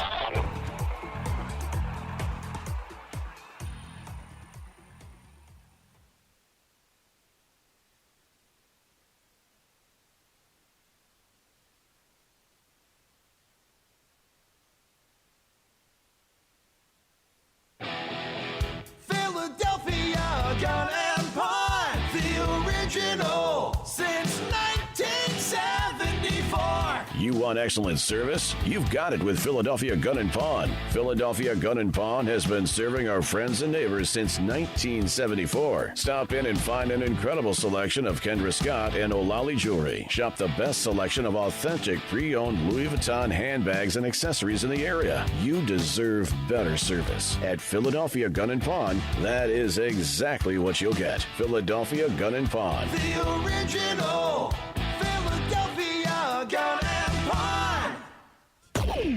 Boswell. All right, we start out the 5th inning with a hit by pitch, and Whit Welch got tagged pretty good there. Sorry, that break was shorter than I realized. But Welch seems okay. Home plate umpire giving him the follow my finger back and forth down at first base. And taking a moment for him. We're in the top of the 5th inning. Took one in the noggin, did Welch. So he is he's passed the test. Yes, that's right. And if you're worried, if some of the folks in Whit's family may be worried about the baseball seems to be okay, but no, Whit seems to be just fine down at first base. Now the sun sets behind some clouds, and we get all the field in shade for a little bit. Sun will be down for the evening pretty soon. So runner on with nobody out. There's a ball hit the opposite way to left field, but Porter gets under it in time, and Weaver's retired on one pitch on a fly ball to left for out number 1 in the 5th. 5th inning presented by Brandon Law. 1 on and 1 out. Rhett Stovall at the plate. So 2 pitches thrown by Sanford this inning, and it's and that one's hit sharply, just foul past the bag at third. Welch was hit by the first pitch of the inning. Sanford working, both starters still working so far through 4 innings plus. Leake leads it 3-2. Game 1, best of 3. Throw is to first, and Welch back in time easily.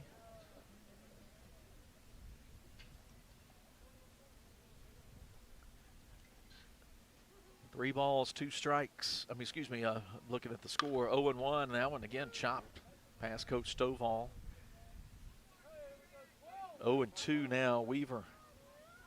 Excuse me, Rhett Stovall. Rhett's been hit by a pitch and singled.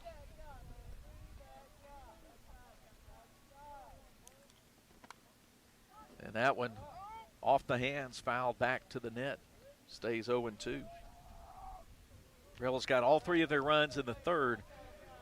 2-run triple to left by Whit Welch, and then a single from Mathen Weaver. Drove in Welch.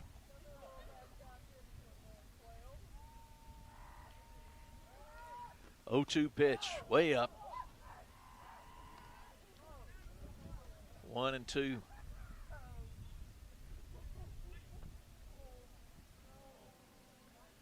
Sanford checks Welch at first.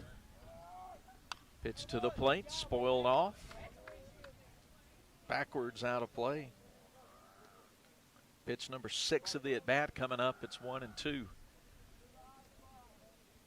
This field's named after Lewis Coleman, who somebody I know from quite a few years back now, 20 years back. Ball hit left side of the infield. Flowers with it. They throw to first, and they get Welch on a bang-bang play at first. So the lead runners retired. No chance to turn a double play. That ball wasn't hit hard enough. Flowers throws to second to retire Welch for out number 2. Force out 5-4. Gets Welch out, and Stovall's down at first now, and Bryce Watkins up with 2 out in the 5th. Still wind blowing up, pitch blowing in from left center field, and pitches up, ball 1. Lewis Coleman played here about 25 or so years ago and was an all-SEC pitcher at LSU. Pitch just missed down, 2-0, and then Lewis had a major league career, was drafted and played for the Kansas City Royals. Nice young man. I met him, now it counts 2-1. Watkins looks at a strike. I met Lewis back right after LSU had come back from a College World Series trip on a youth retreat down at the beach. He had come as a chaperone with his church youth group to that retreat, and really enjoyed spending some time with him at the beach that year. It's been about 15 years ago now. I'm going to say 20 is probably too much, but Etrusca Park, Lewis Coleman Field. 2-1 pitch. Fouled right next to us here. Bemo's trying to get a snow cone. 2-2 now to Bryce Watkins. Stovall the runner at first. Here's the pitch to the plate. Now it's 3-2 as that pitch was in the dirt.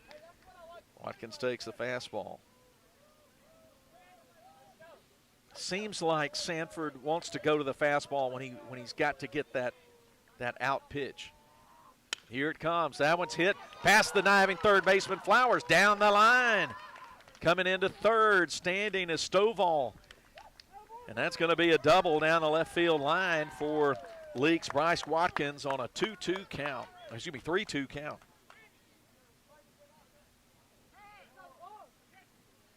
batting number 16. Camden Marble comes to the plate. Second extra base hit for Leake in the third in the ball game. Nice piece of hitting. Watkins jumped on that one, sent it down the line, as Tim McCarver would say.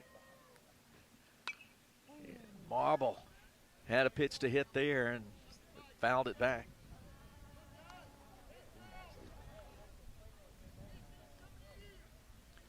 Nothing in one. Runners second and third, 2 outs. Leake trying to add to a lead, and there's a wild pitch.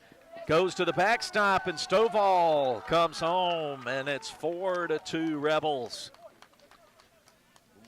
2 out, run scored.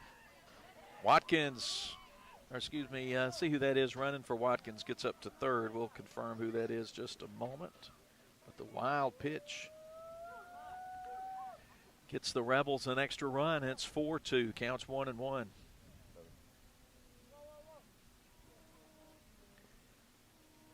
Eleven is Jake Freeney.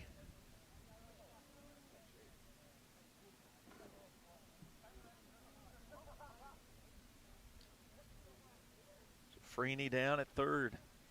4-2 now, Rebels. At top of the fifth. Called strike at the knees. The count goes to a ball and 2 strikes on Camden Marble.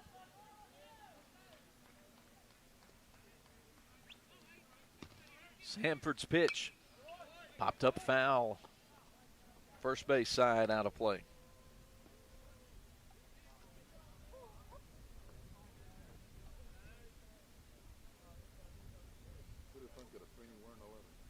One, two.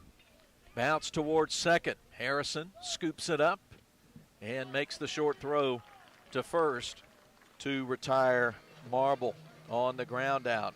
The Rebels pick up an extra run. 1 run, 1 hit.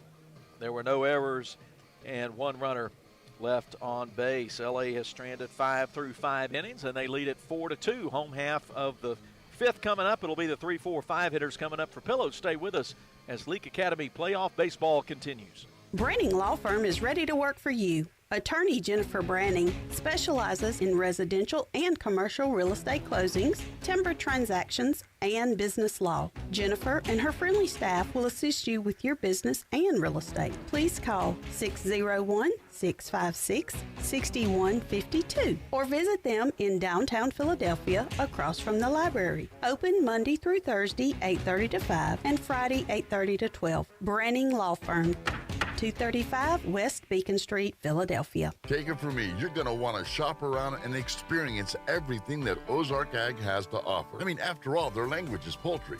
So that means they're going to carry all the hardware materials and power tools you'll need when it's time to get to work.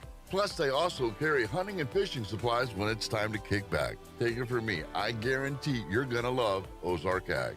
Ozark Ag, located right where Joyner Building Supply used to be on Highway 16 in Carthage. Boswell Media Sports. Back to you from Greenwood.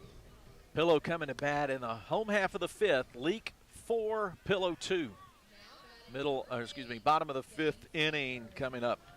LA got an insurance run in the fifth. Will it be enough? Still a lot of baseball left to play. 9 outs left to get. Riley Myers back out to work the fifth.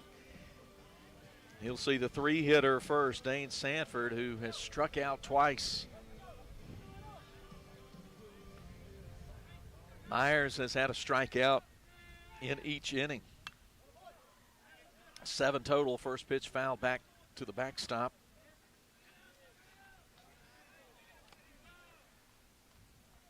Sanford is a senior. 0-1 pitch. Chop towards short.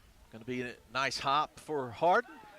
And the play, nice dig out there at first by Stovall. As good job getting down that first baseline for Dane Sanford, but he is retired 6-3 for out number 1 to start the fifth. Fifth inning is presented to you by Branning Law. Brings up Chamberlain McLean, right fielder, left-handed hitter who has walked and struck out. He takes a pitch a little bit outside, ball 1.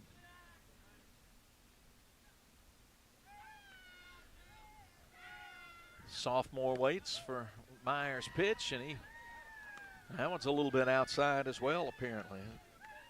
Didn't look like a lot was wrong with that one. 2-0 pitch. In the dirt, ball 3.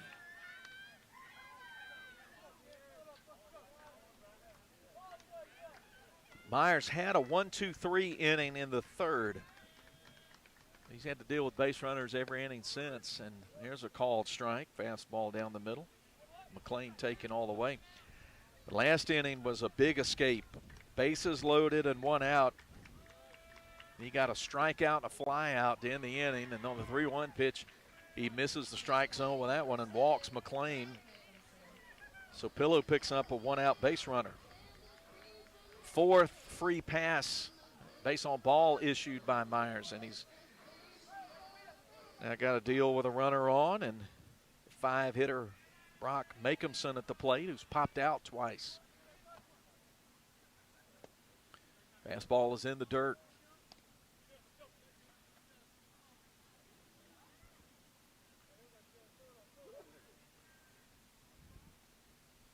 Things cooling off here at Etruska Park. Swinging strike, 1-1. Big cut there from Makeumson. Thought he had something he could rip.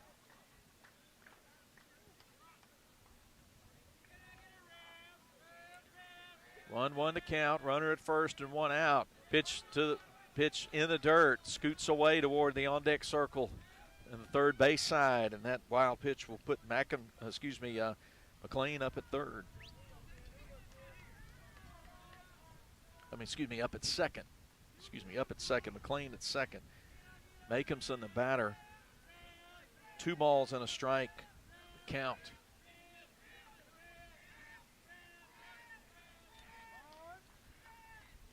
From the stretch, now time granted to Makeumson from the home plate umpire. I think he's had a pretty good strike zone today, as best we can tell from here. Not a lot to complain about.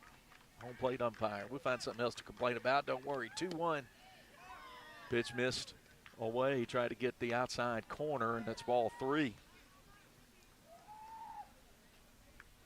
Elliott Flowers, who has 2 base hits, awaits in the on-deck circle.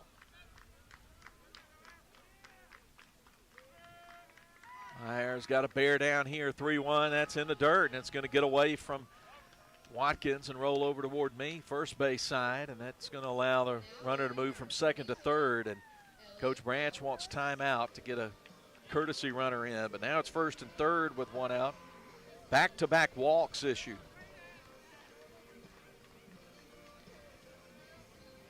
A couple of wild pitches in this inning as well.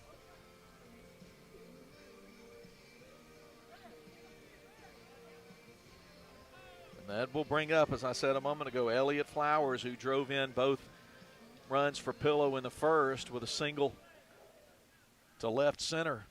Plated 2 runs, and then he singled when he came up to lead off the fourth. Got stranded at third.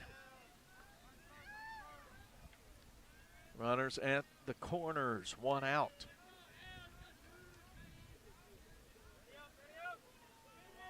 Myers gets his right foot on the rubber. Here we go, another big sequence. Rebels got out of a bases-loaded jam in the fourth, getting in some trouble here in the fifth, leading by 2 runs. Breaking balls, got him to swing out in front of it, strike 1. Good pitch.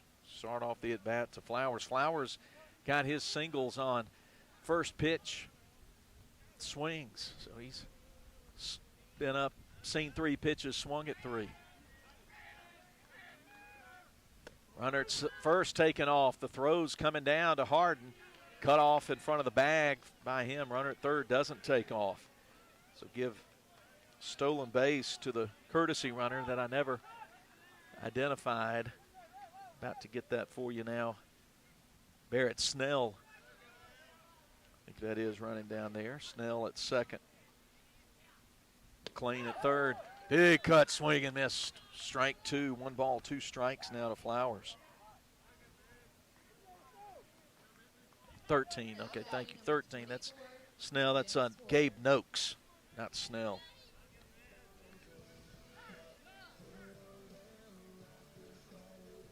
Time called by Coach Branch.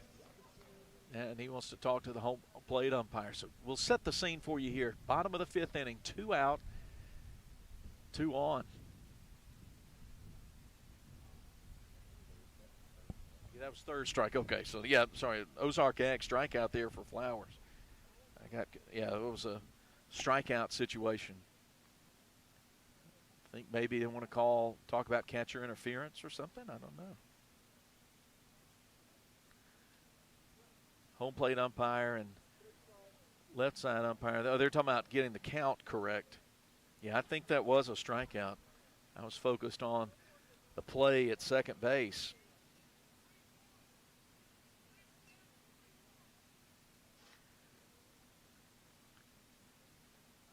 it's either 1 and 2 or a strikeout. If that was a strike, if he swung at it, that was strike 3.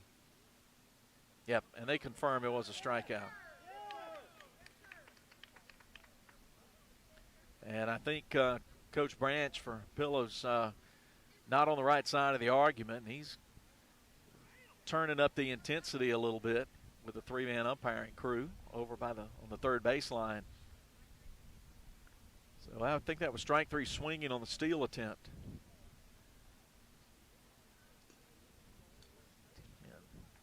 I got to change my ID on the runner at second. Again, that's Kirk, not Noakes.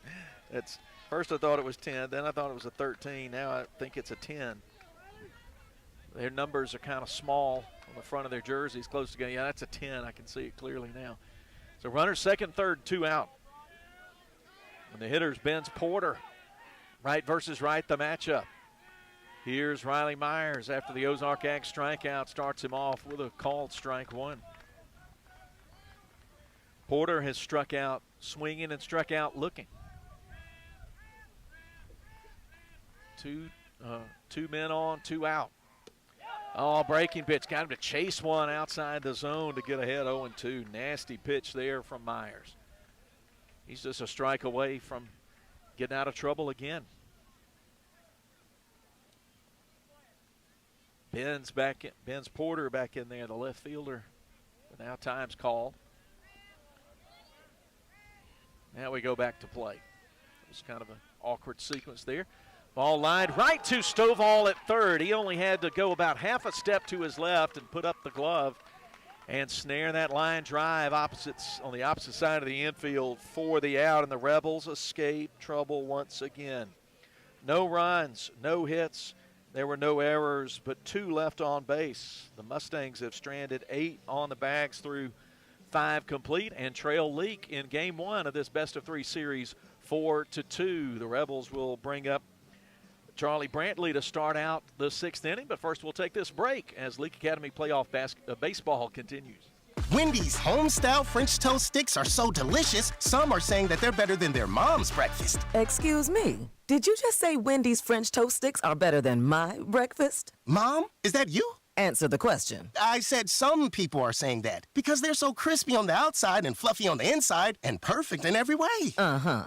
And what do you think? I think it's time to tell people to choose wisely. Choose Wendy's sweet and crispy home-style French toast sticks. That's still not an answer. At participating U.S. Wendy's during breakfast hours. When dealing with something as complex as taxes and payroll can be, you can turn to Weaver Tax and Accounting to make things easier. Their professional staff works diligently to make sure your business and personal returns are complete and finished in a timely manner. Weaver Tax and Accounting will also execute your bookkeeping and payroll, bringing you the best in tax services since 1979. Weaver Tax and Accounting, 20 South Street, Sebastopol, and 109 Chadwick Avenue in Walnut Grove. Boswell Media Sports.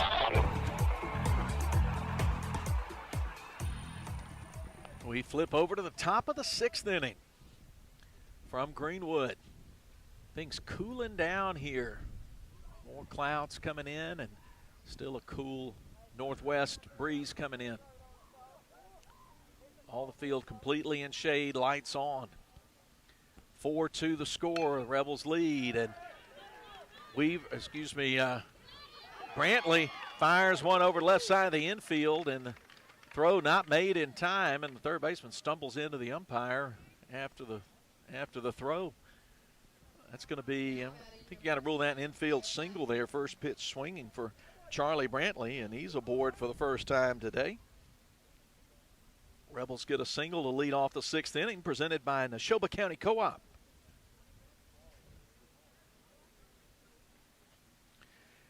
Coach Branch going to come out of the dugout. Looks like it's going to be a pitching change. It is. So we'll talk about the new pitcher coming in the ball game. Looks like Gerard, the first baseman, is going to come in, and we'll get everybody set. And as they move some players around, we'll take this break during the pitching change. Come back in the top of the 6th with the Rebels up 4-2. Premier Medical Group, PMG. Your good health is our priority. Did you know you do not have to drive for specialized care? Premier Medical Group in Kosciuszko partners with specialists in urology, cardiology, neurology, and orthopedics. Have your primary care provider refer you to a PMG specialist today. Premier Medical Group, PMG. Good health is our priority. Boswell Media Sports.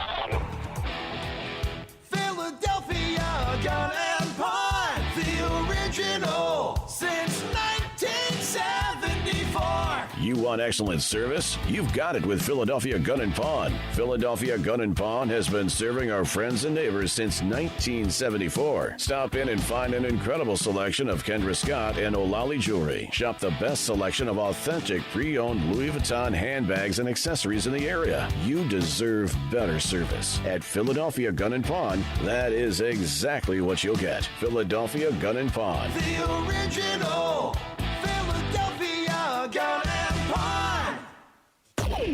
Boswell Media Sports.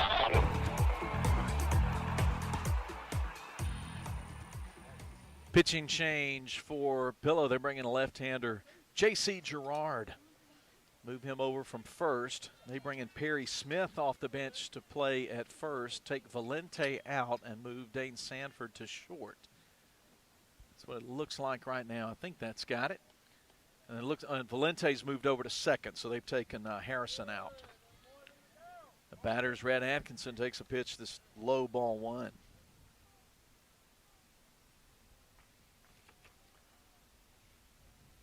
They'll reset the Mustangs for you in a second. Swing and a miss. Big cut from Atkinson. Strike one. Ball and a strike to the leadoff hitter.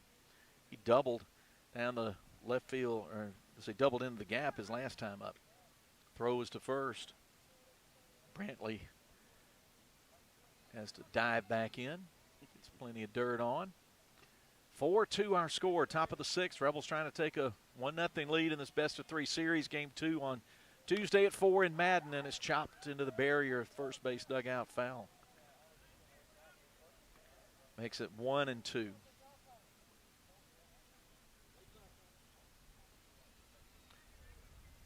Ball and 2 strikes. Lefty Girard, the pitcher. Working from the stretch here. Brings it set. Now the pitch.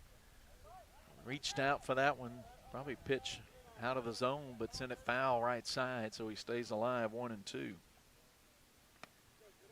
Girard's stuff has not been high velocity stuff. Atkinson is not quite adjusted yet. Pitch, that's a fastball that's sent back. Foul. Still 1-2.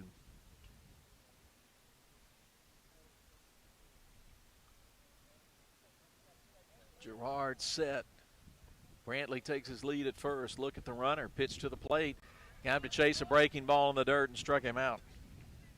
Atkinson down on strikes. That's out number 1 in the 6th inning.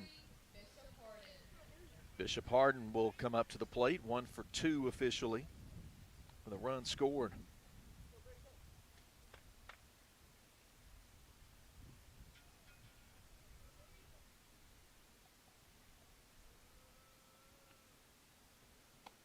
Pitch is up. Missed ball 1.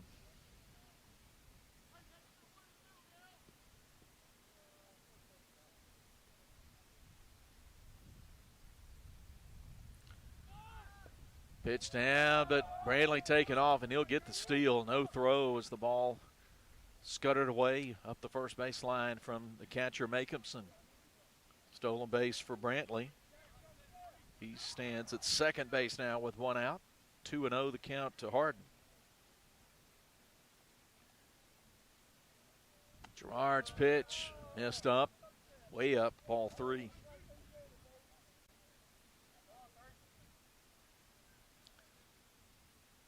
Lefty puts his foot on the third base side of the rubber. From the belt, now to the plate. Puts the fastball down the middle. Harden taking all the way, strike 1. 3 balls and a strike.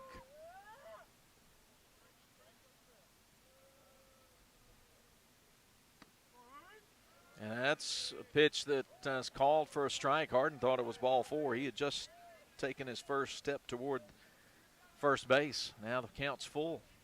3-2. Check of the runner at second. Here's the pitch. Hit off the hands toward Valente at second, and he mishandles it. Everybody's safe.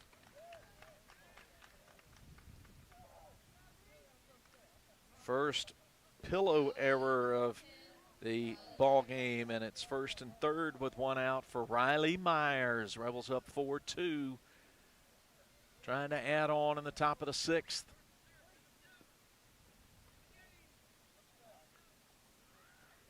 Myers leads the team in average and OPS, base hits, home runs, and runs driven in. Tied for the team lead in walks. That one just popped up softly on the infield. Be an easy play for Valente. Coming up to get it, and that's a second out of the inning. That's sort of like lighting the firecracker there, and it just sort of duds out on you. Here's Whit Welch, who's had the big bash in this ball game, the 2-run triple to left, and the third that tied the game at 2-2. Now he's up facing the lefty J.C. Girard with runners at the corners. Girard set. Here's the pitch. Pitch outside, ball 1. Welch struck out in the first, got that big triple in the third, hit by a pitch in the 5th.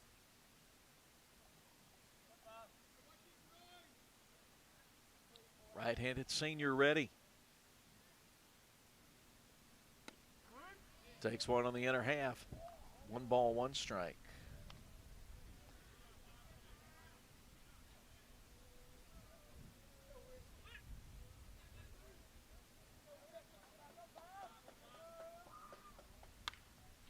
That popped up.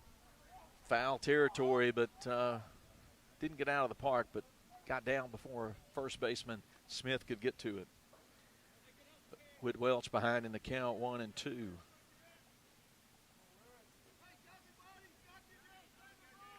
Winner of this series plays the Magnolia Heights Lamar Series winner. That game 1 going on today. Check swing. Did he go around? The home plate umpire says he did not. 2-2. That ball was in the dirt. 2 balls, 2 strikes. 2 outs. Leake has runners at second and third. So deuce is wild here. 2-2, 2 out, 2 on. That's a Vince Scullyism. Coach Branch asks for and receives time. Or maybe an equipment problem that Makehamson, the catcher, has. Okay, he hurt his hand.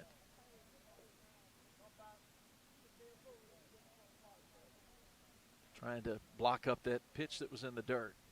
So he goes into the third base dugout. Looks like one of the assistant coaches is going to put some tape on his finger maybe. So we've got things paused in the top of the 6th inning. Pillow struck for 2 in the bottom of the 1st. Rebels got 3 in the top of the 3rd. Got a single run in the 5th. That's where we are now, 4-2.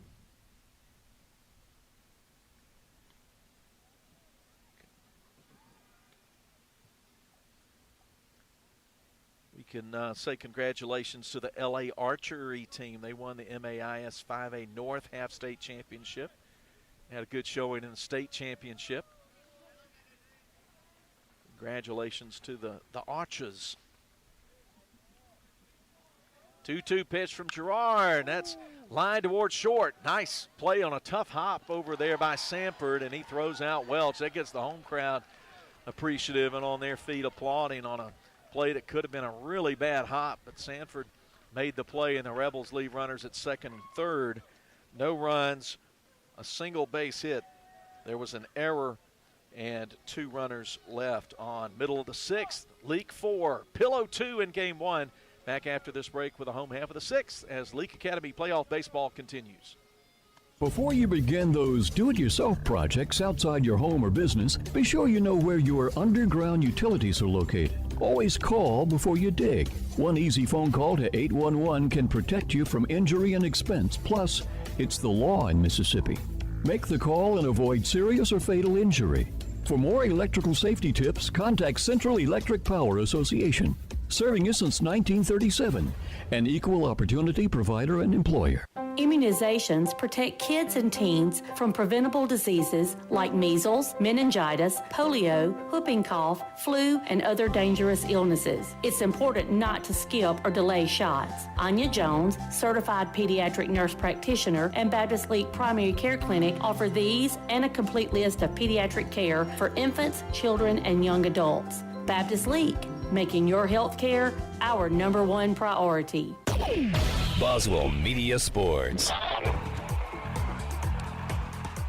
Philip Palmertree with you in Greenwood. Donald, our studio producer, and he's got 2 ball games going in Boswell Media Sports this evening. Game 1 of opening round best-of-3 series, Kosciuszko and Pontotoc going on right now in Kosciuszko. Breck Riley calling that game tonight while I'm here in Greenwood.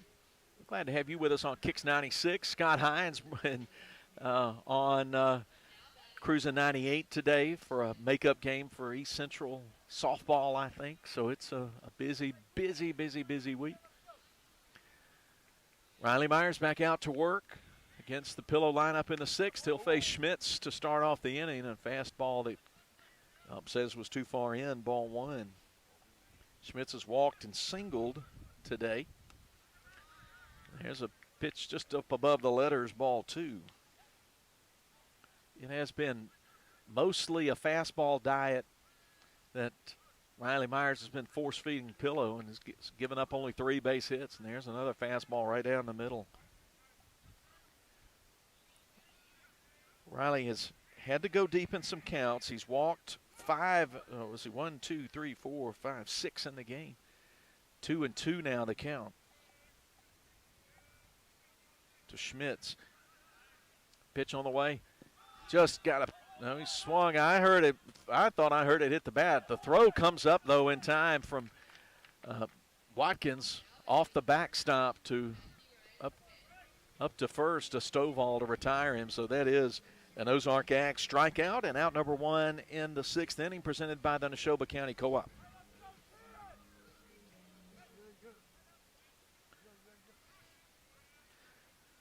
Myers has a strikeout in every inning.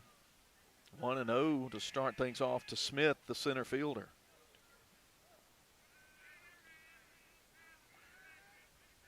Nine Ks for Riley Myers. It's 1-1 now to Smith. Got him to swing, could not catch up to that fastball, strike 2. Myers has plenty of life on that fastball right now. And here's the 1-2. Looks like he's coming up for it again. A little excuse me check swing foul right off the plate.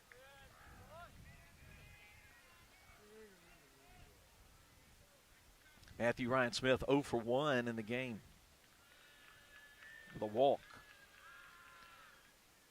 1-2 pitch called, strike 3, dropped, but throw made straight up the line, on target for Watkins for out number 2, and that's Ozark Ag strikeout number 10 for Riley Myers.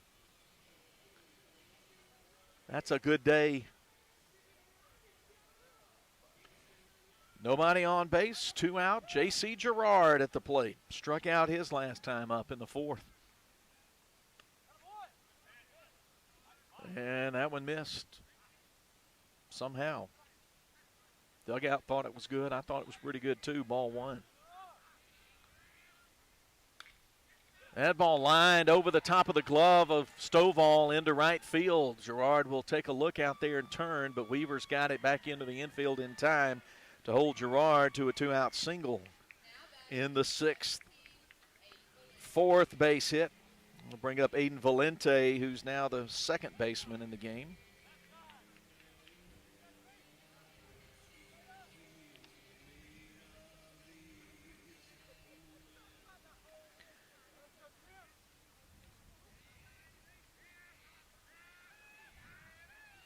Runner at first, 2 out. Pitch fouled softly first base side.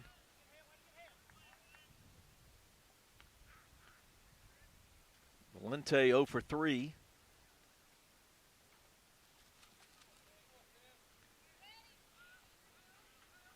He has scored a run. Swing and a miss.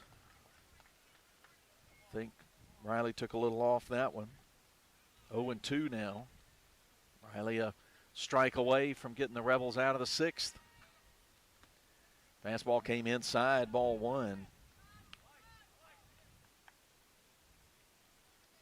Still a good 0-2 pitch. Tried to come in on his hands. Myers from the stretch, the 1-2, runner taken off. That's going to get past the catcher. Stolen base for Girard.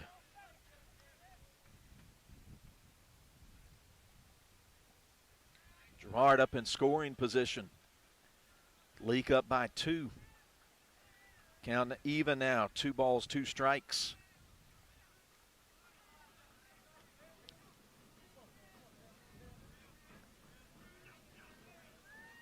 Rebels keep living a little on the edge today, and that one's in front of the plate, blocked up by the chest protector of Watkins, and now the count's 3 balls, 2 strikes.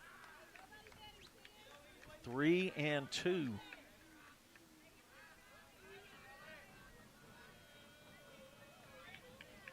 First base open, runner at second, 2 out. Can Myers get the out here? Here's the pitch. Oh, at the knees, and they said the home plate umpire said it was low. Close pitches, and that's a walk. 7th walk for Riley to go with his 10 strikeouts. But he has stayed out of trouble. One of those walk batters has scored back in the 1st. Girard at second, Valente at first. Dane Sanford, the hitter at the plate. Coach Stovall gets time to call to walk out to the mound and talk to Riley Myers. In fact, they'll invite all the infielders to the conversation. We'll see what Coach Stovall wants to do here. 2 out in the bottom of the 6th inning and 2 on. Pillow got 2 in the 1st, but they've had zeros in all the innings since then.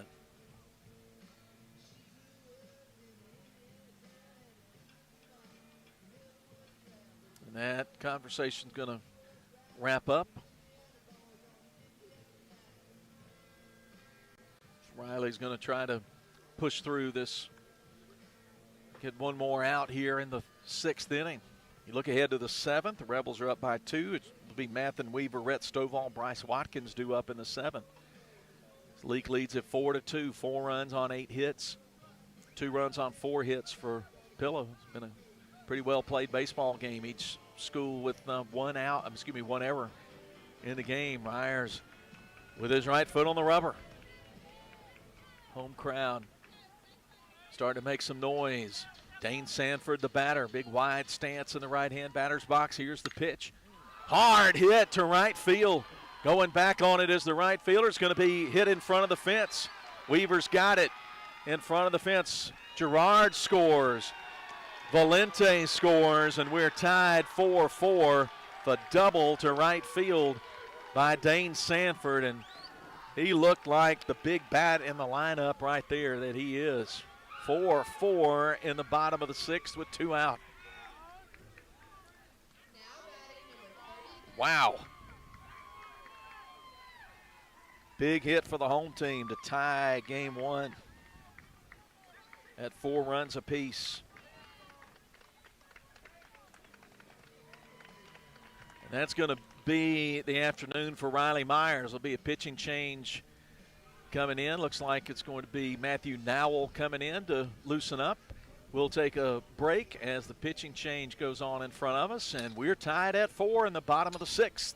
Stay with us as Leake Academy Game 1 playoff baseball continues from Boswell Media Sports. Premier Medical Group, PMG. Your good health is our priority. Did you know you do not have to drive for specialized care? Premier Medical Group in Kosciuszko partners with specialists in urology, cardiology, neurology, and orthopedics. Have your primary care provider refer you to a PMG specialist today. Premier Medical Group, PMG. Good health is our priority. Boswell Media Sports. Philadelphia Gun and Pawn, the original since 1974. You want excellent service? You've got it with Philadelphia Gun and Pawn. Philadelphia Gun and Pawn has been serving our friends and neighbors since 1974. Stop in and find an incredible selection of Kendra Scott and Olali jewelry. Shop the best selection of authentic pre-owned Louis Vuitton handbags and accessories in the area. You deserve better service. At Philadelphia Gun and Pawn, that is exactly what you'll get. Philadelphia Gun and Pawn. The original Philadelphia Gun and Pawn. Boswell Media Sports. Call to the bullpen for Leake in the bottom of the sixth with 2 out. And right-hander sophomore Matthew Nowell making his 9th appearance. 14 2/3 innings thrown on the year. Has given up just 3 hits and 3 runs, but just 1 earned. Has walked 7 and struck out 12. His ERA, a nice microscopic 0.51, best on the squad. And Nowell's trying to keep Pillow from taking the lead. They'll have a runner when he inherits a runner at second base from Riley Myers, who went 5 2/3 innings, gave up 5 hits. And let's see, were all those runs earned? I believe they were, yes. They, let's see, all but no, only 3 of those runs were earned, but of course the runner at second is still the responsibility of Riley Myers, so you can't close the book on him. But 10 strikeouts for Myers. He walked 7, didn't hit anybody, had a couple of wild pitches. Myers goes into center field. Atkinson goes over to left, and Weaver staying in at right. So Nowell at the play, Nowell on the mound. And the batter is Chamberlain McLean, who is officially 0 for 1 with a strikeout and 2 walks. 4-4 game. The inning started out well for Myers. He had back-to-back strikeouts, then a single from Girard, walk to Valente, and the double by Sanford to right. And I tell you, that double, wind hadn't been blowing in, that could have been a home run. 4-4 game. Called strike, upper part of the zone for Nowell to start off the at-bat to McLean. 0-1, Sanford the runner at second. Marble kind of cheating in behind him. Check with the runner once, twice, kick, pitch to the plate. Off the hands, foul, rolls up to the first base dugout, and Nowell's ahead 0-2. Be nice to get a strikeout here and just snuff out this inning. Go to the 7th, tied 4-4.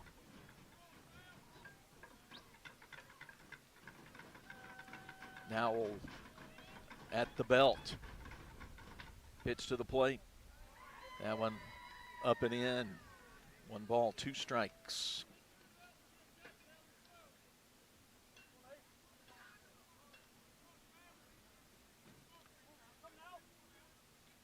Now already gets the sign from Bryce Watkins. Look back at Sanford at first. And check swing, pitch in the dirt. Did he go around? Yes, he did. The appeal down to first is for strike 3, and that's a huge Ozark Ag strikeout for Matthew Nowell to get to end the inning. 2 runs plated on 2 hits, no errors, and 1 left on base. But those 2 runs were huge for Pillow. They tie this game at 4. We've got a 4-4 game going to the 7th after we take this break here on Boswell Media Sports. If you want to get the best in sportswear and gear, check out In Sports. In Sports, just off the square in Philadelphia, offers screen printing with personalized jerseys, T-shirts, and fanwear to support your favorite team. In Sports also has customizable vinyl gear for spring sports like baseball and softball, as well as plaques and trophies. Looking for sports equipment? In Sports has that too. In Sports believes in giving the best possible customer service with in-town deliveries. Get ready for this sports season with In Sports, just off the square in Philadelphia. It's springtime. The flowers are blooming, the lawn will need mowing, and uh-oh, you can't forget we live in Mississippi where the weather goes through more changes than a nursery full of newborns. Be ready for what lies ahead with the friendly folks at Leake County Co-op. You'll find flowers, potting and topsoil, weed and feed, chemicals and fertilizers, everything you need, except for excuses to get out of doing the yard work. Plus, ring in spring with those beautiful Corinthian bell wind chimes you can only find at Leake County Co-op. Spring is here, all right, and so is Leake County Co-op on Highway 16 in Carthage. Boswell Media Sports.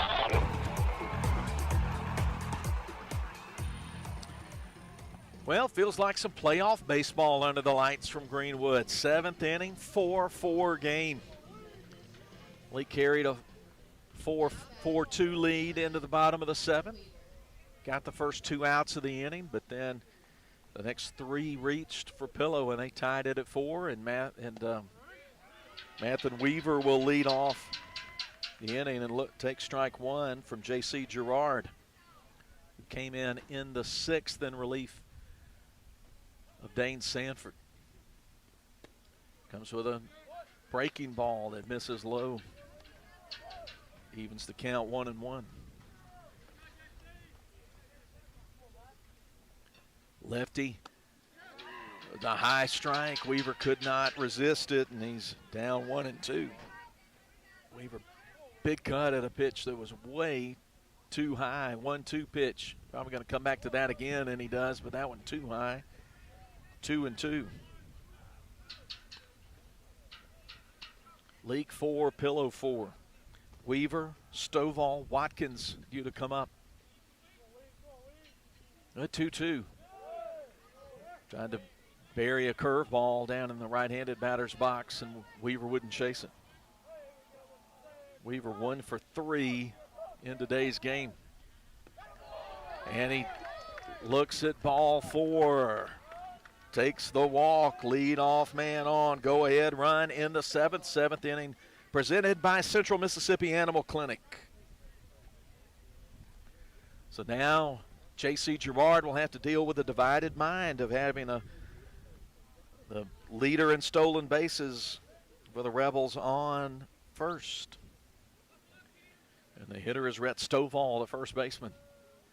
Rhett's got a single today, reached on a fielder's choice and scored. Throw is to first, and Weaver's lunging back into the bag at first.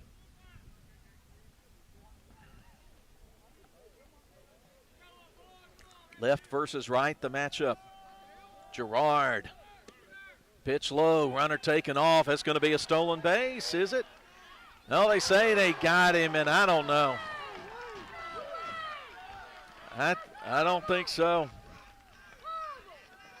I thought Weaver got the bag, but he's called out, caught stealing. Out number 1 here in the 7th.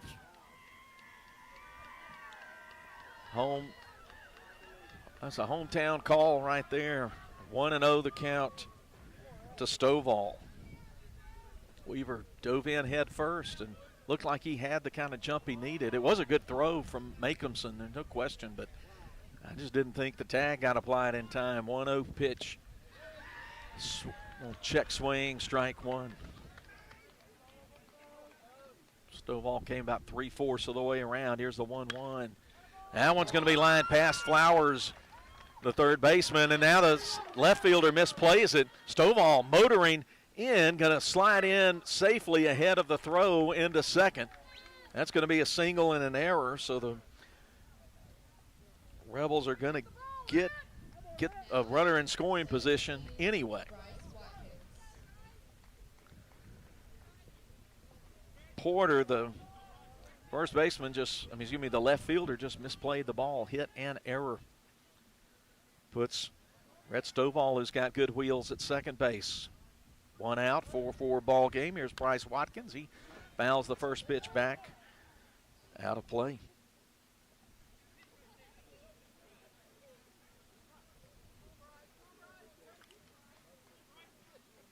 Top of the 7th inning. You're looking ahead to the bottom of the inning. It's going to be 5, 6, and 7 coming up for the Mustangs. Breaking ball taken the outside corner, called strike 2 to Bryce Watkins. Bryce doubled down the line his last time up in the 5th. A tremendous battle with Sanford. Sanford, times called. Makinson will walk out to the mound and talk to Gerard. Weaver walked to start off the inning and then was caught stealing. Stovall came up and hit a 1-1 pitch into left field and then got to second off the error as Porter couldn't field it cleanly. Stovall takes a lead at second. Lefty J.C. Gerard checks back. Now the pitch, breaking ball that's fouled back to off the press box and into the home bleachers. Sends people into a panic. Hit off somebody's back. Count stays 0-2 to Bryce Watkins.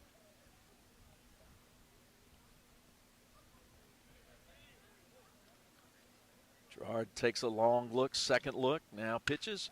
Lined into center field, base hit. Stovall's going to be held at third.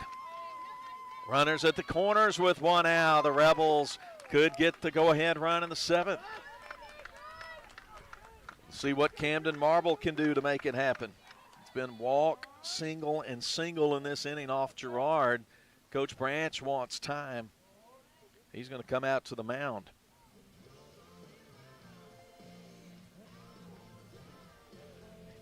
Let's see what Coach Branch has on his mind. He's got all of his infielders and his pitcher with him there on the mound. The top of the 7th inning, 4-4 game, 4 runs on 10 hits for LA, 4 runs on 5 hits for Pillow. As Boswell Media Sports is bringing you special coverage of Leake Academy playoff baseball. The Rebels are the number 2 seed out of District 2 in 5A, playing Pillow, the number 3 seed out of District 1. The winner gets the Magnolia Heights Lamar Series winner. Magnolia Heights, the 1 seed from District 1. Lamar, the 4 seed. The conversation ends. J.C. Gerard will pitch to Camden Marble. 1 out and Stovall at third. And should be Jake Freeney over at first. Can't see him. Big first baseman Smith is in my line of sight.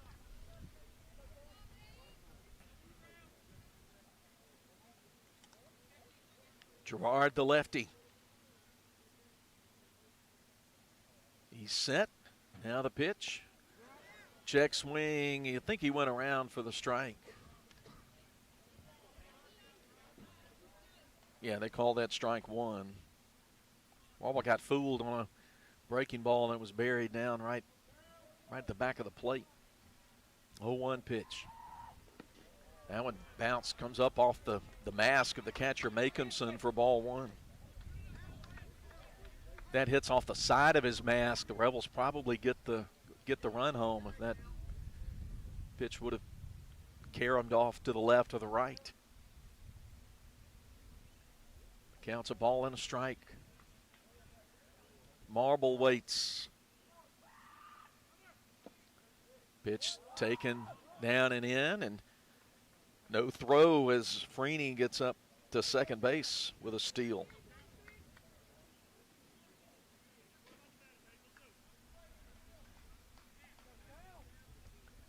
Two and one to Marble. Marble gets some moments time out of the batter's box to look up at Coach Stovall in the third base coaching box.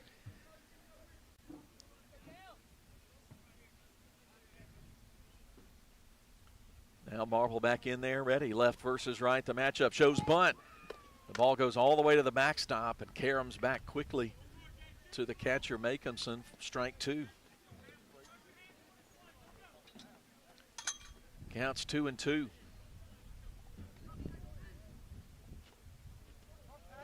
Matthew Nowell in the on-deck circle.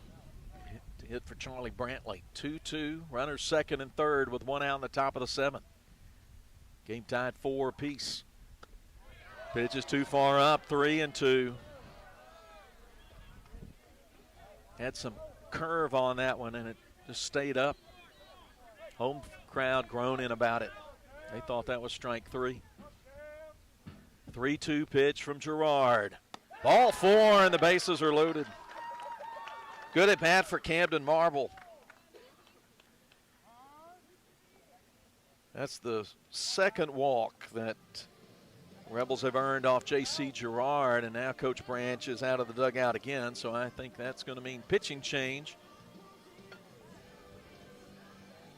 as Matthew Nowell will be announced as the next hitter. We're in the top of the 7th inning. Bases loaded, 1 out. Rebels and Pillow tied at 4-4. Leake trying to get game 1. That is going to be it for Girard on the mound, I think. Yeah, it is. Looks like 32 is going to be the new pitcher. That's going to be Sullivan Stuckey. No, 22, I'm sorry. Not 32, 22. So Flowers is going to come in for Pillow as their third pitcher of the game, and we'll see who they put it, who they move around in the infield. We'll take a break while they get the new pitcher loosened up and the defenders moved around. 4-4 game, top of the 7th. Leake Academy Game 1 playoff action continues after this on Boswell Media Sports.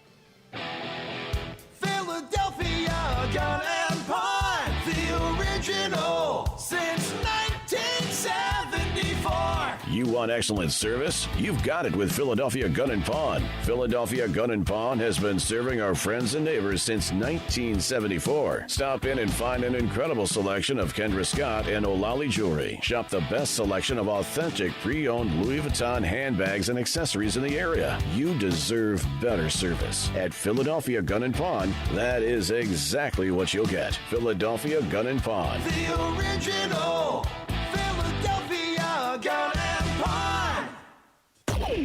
Boswell Media Sports. Pillow Mustangs bring in right-hander Elliott Flowers. No stats on any of the Mustang players, so can't give you any glimpse into that, but he comes in from third base, and it looks like they're going to put Valente at third, keep Sanford at short, and then see who they're running in now to play at second base. I think that's going to be Easton Harrison. Gets to come back into the game as a defensive player. So Perry Smith will stay at first. No, Girard's going to move back in at first. So Harrison at second, Girard at first, Valente at third, and Sanford at short. Right-hander Flowers on the mound. Face Matthew Nowell. Leake with a great opportunity here. Weaver walked to start the game, got caught on trying to steal second, and a single by Stovall, single by Watkins. Base on balls to Marble as the bases loaded with 1 out, and Matthew Nowell batting. Nowell with a big chance here with 1 out. Infield in on the edge of the grass. He takes a pitch down and away. Fastball, strike 1.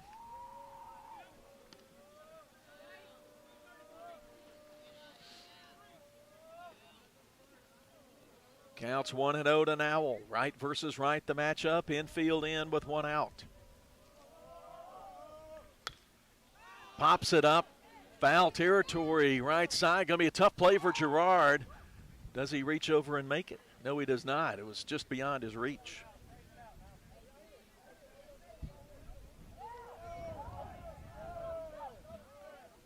So the at-bat continues. 1-1 to Nowell.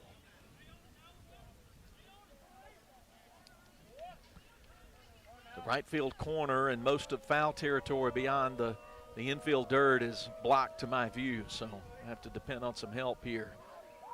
Flowers pitch gets him to swing and miss. 1 ball, 2 strikes.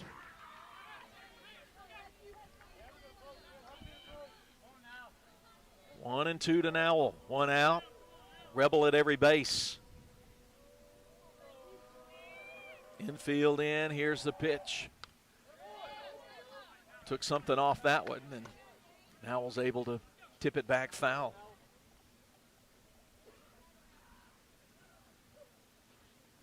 Flowers tried to change speeds on him.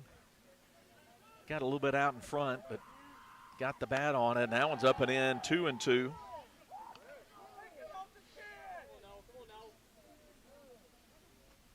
Flowers' fastball looks pretty lively.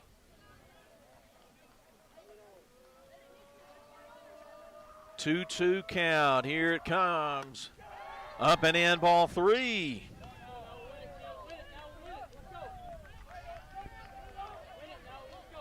Nowhere to put Nowell. Bases loaded. Tie game, top of the 7th. 1 out. Big pitch for Flowers. Here it comes. And they called him out. Strike 3 on the inside corner, and Nowell thought it was ball 4. The strikeout for Flowers, and that's out number 2. That brings up the top of the order for LA. Rhett Atkinson, the senior. He's 1 for 4 with a double. Leake has the bases loaded, 2 out, 4-4 game in playoff action. Top of the 7th. Ball ripped down the first base line, but backhanded by Gerard, and he makes the play at first unassisted to retire Atkinson. And in the inning, and the Rebels leave the bases juiced in the 7th inning.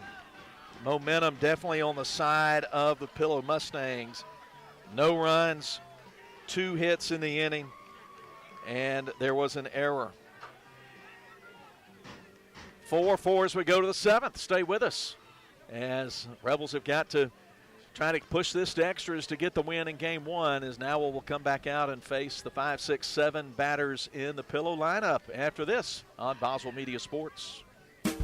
Premier Medical Group, PMG. Your good health is our priority.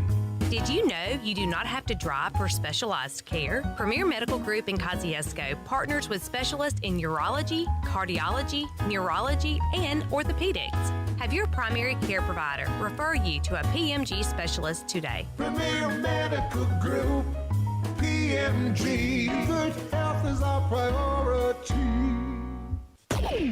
Boswell Media Sports.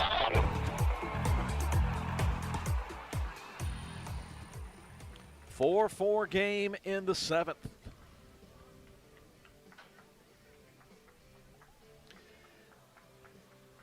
It's going to be Makeumson, then Flowers and Porter due to come up for Pillow.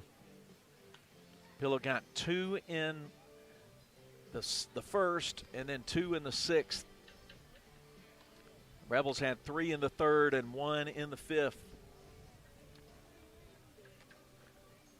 And it's going to be right-hander Matthew Nowell, who came in, got the final out of the 6th inning.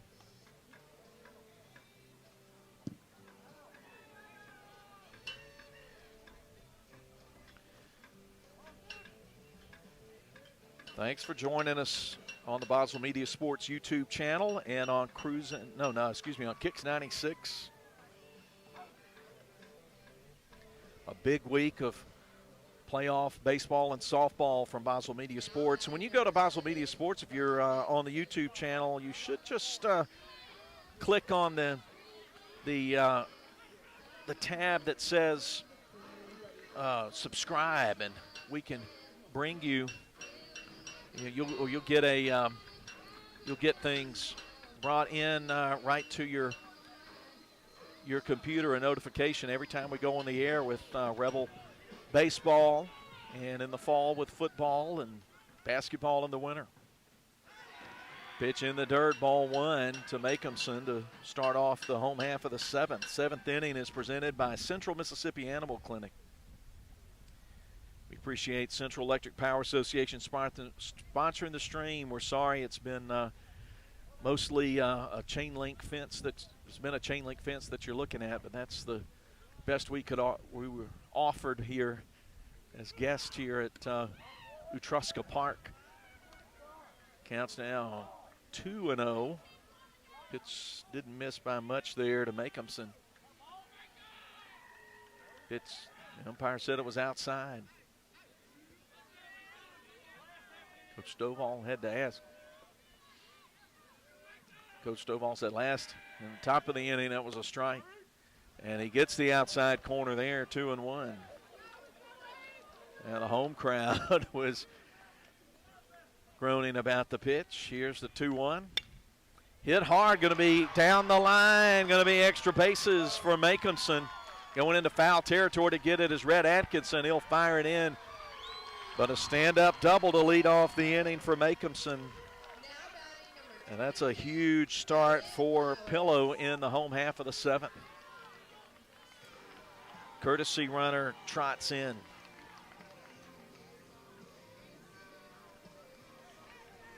That's Tate Dubard.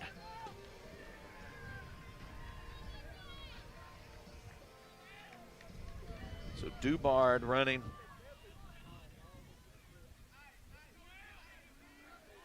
Running at second. He's the winning run. Elliott Flowers, the hitter, is 2 for 3. He bunts. Picked up by Nowell. Over to Marble covering at first, and there's the sacrifice bunt that gets Dubard the winning run from second to third. There's one out in the inning. First sack bunt of this ball game. 3-4 on the putout. But Porter could hit a fly ball, could get any kind of ball, base hit through the infield and win this game. And Coach Turk Stovall wants to talk to his infield about it, because now some decisions on the infield are going to be really important. Benz Porter is up. He has struck out twice and lined out to third. That last time up when he lined out to Stovall at third, that was a rope that he hit out there, but hit it right to Stovall to end the threat in the fifth inning. You got to give Pillow credit. They've been pushing. They left the bases loaded in the fourth. Got 2 on with 1 out in the fifth, and then when it looked like the Rebels had the inning going their way, got the first 2 out in the seventh. Then it was single, walk, and double. It tied this game at 4, and that's where we stand. Here we go. Matthew Nowell, sophomore right-hander on the rubber. Pitching to left fielder Benz Porter. Dubard the winning run at third. Pitch is up and in, ball 1. Myers got 2 of his 10 strikeouts against the batter at the plate, Ben Porter. Check swing, pitch in the dirt, ball 2.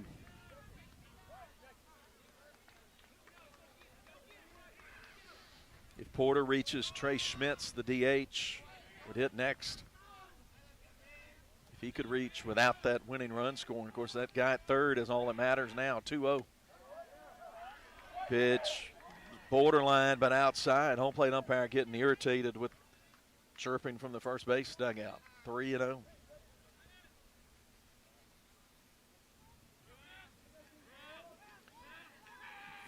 Pitch. Puts it straight down the middle. 3-1.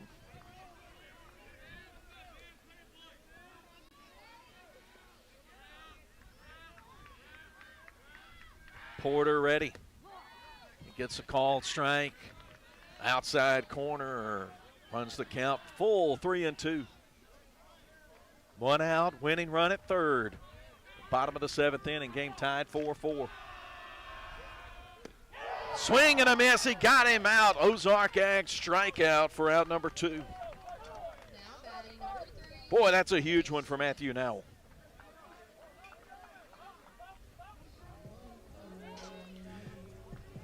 That'll leave it up to Trace Schmitz. Walk, single, and strikeout. Wind still blowing in from the northwest. That one called strike, late call from the home plate up. Must have put in the inside part of the plate, 0-1.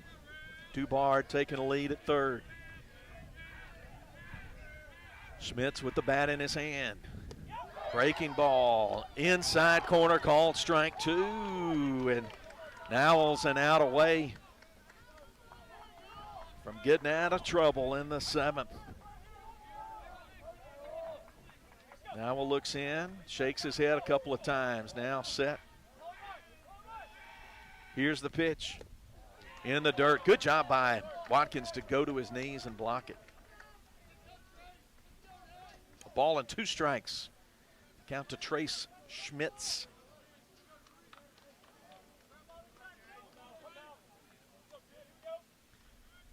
Schmitz, a right-handed hitter. Dubard, the winning run at third. 1-2 pitch. Off the plate. 2-2.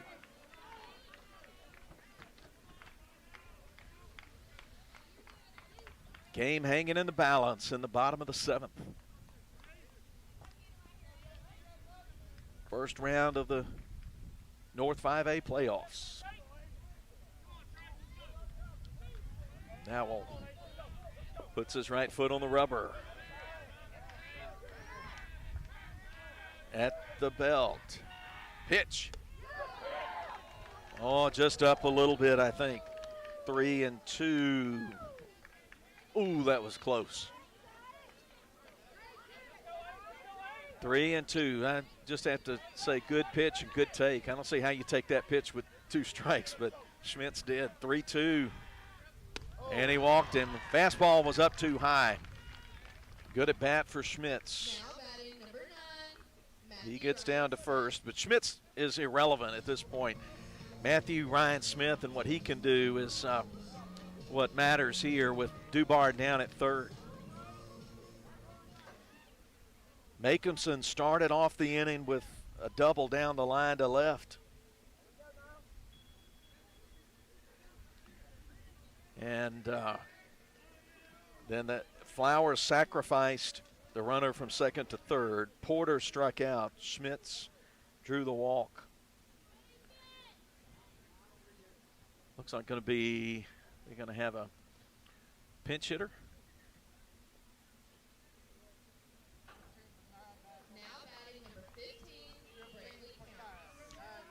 Going to be a pinch hitter for him. Going to be Brantley Counts batting for Matthew Ryan Smith. So Counts going to try to win to get a base hit when it counts. Runners first and third. Winning run down at third. 2 out. Bottom 7. Pitch. Fastball inside. Ball 1.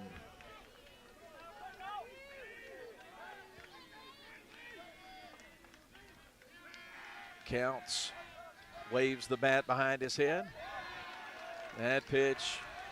Down and in. Ball 2. Runners at first and third. Dubard represents the winning run. Nowell's pitch.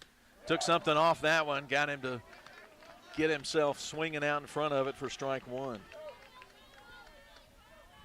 Counts 2-1. Nowell in the pressure situation. Pitch runs off the plate. 3-1. Need to throw the strike here because Gerard is waiting. Top of the order. Really would rather not have him hitting with the bases loaded. Want to get that third out here. Excuse me. Get that final out here. Quick timeout for Bryce Watkins to go talk to Matthew Nowell.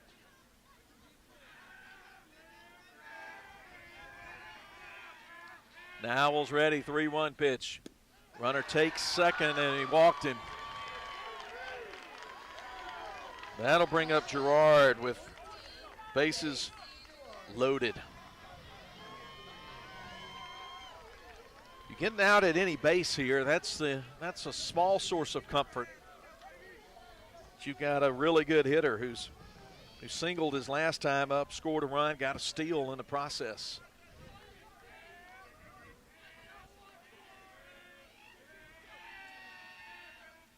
Pitch called, strike. Nice pitch from Nowell to start off Gerard with strike one and get ahead in the count.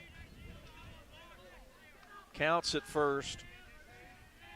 Schmitz at second. But it's Dubard at third that we're worried about. Pitch comes in and hits him and forces in the winning run. Hit by a pitch makes it a 5-4 win for Pillow. We'll take our post-game break and come back with the Wendy's post-game and name tonight's in-sports player of the game. All that and more coming up. Pillow wins game one, 5-4. Back after this break as Leake Academy playoff baseball continues. Immunizations protect kids and teens from preventable diseases like measles, meningitis, polio, whooping cough, flu, and other dangerous illnesses. It's important not to skip or delay shots. Anya Jones, certified pediatric nurse practitioner and Baptist Leake Primary Care Clinic offer these and a complete list of pediatric care for infants, children, and young adults. Baptist Leake, making your health care our #1 priority. Moore's Pharmacy always looks forward to seeing their customers, and they provide 4 locations for you: Carthage, Walnut Grove, Sebastopol, and Lena. They also provide services to make your life easier, such as the flavored medicine machine for your children, Pack My Meds, hormone replacement therapy, and compounding. They also take most insurances. Moore's Pharmacy, Carthage, Walnut Grove, Sebastopol, and Lena. Always the shortest wait time, fastest service, and lowest prices because they will price match for you. Follow them on Facebook, Moore's Pharmacy, your family hometown pharmacy. Before you begin those do-it-yourself projects outside your home or business, be sure you know where your underground utilities are located. Always call before you dig. One easy phone call to 811 can protect you from injury and expense. Plus, it's the law in Mississippi. Make the call and avoid serious or fatal injury. For more electrical safety tips, contact Central Electric Power Association. Serving you since 1937, an equal opportunity provider and employer. If you want to get the best in sportswear and gear, check out In Sports. Just off the square in Philadelphia offers screen printing with personalized jerseys, t-shirts, and fanwear to support your favorite team. InSports also has customizable vinyl gear for spring sports like baseball and softball, as well as plaques and trophies. Looking for sports equipment? InSports has that too. InSports believes in giving the best possible customer service with in-town deliveries. Get ready for this sports season with InSports, just off the square in Philadelphia. Wendy's home-style French toast sticks are so delicious, some are saying that they're better than their mom's breakfast. Excuse me. Did you just say Wendy's French toast sticks are better than my breakfast? Mom, is that you? Answer the question. I said some people are saying that because they're so crispy on the outside and fluffy on the inside and perfect in every way. Uh-huh. And what do you think? I think it's time to tell people to choose wisely. Choose Wendy's sweet and crispy home-style French toast sticks. That's still not an answer. At participating U.S. Wendy's during breakfast hours. In Carthage. Boswell Media Sports. It's the Wendy's post game as we get final from Greenwood. Pillow gets a bases loaded, hit by pitch, walk-off win, 5-4 to take game one in this best-of-3 opening round series. We'll play game two on Thursday in Madden, but we'll get to that in a minute. We'll recap this one for you, and, of course, we'll name tonight's in-sports player of the game. Pillow got 2 runs in the bottom of the first, got the first 2 men on and got those guys across on a single into center field by Elliott Flowers. Take a 2-0 lead, but the Rebels got 3 in the third to take a 3-2 lead. Bishop Harden singled with 1 out. Riley Myers walked, and then Whit Welch sent both of them home with a triple to left field. And then Weaver came up next, and Mathen drove Welch home and made it 3-2 Rebels.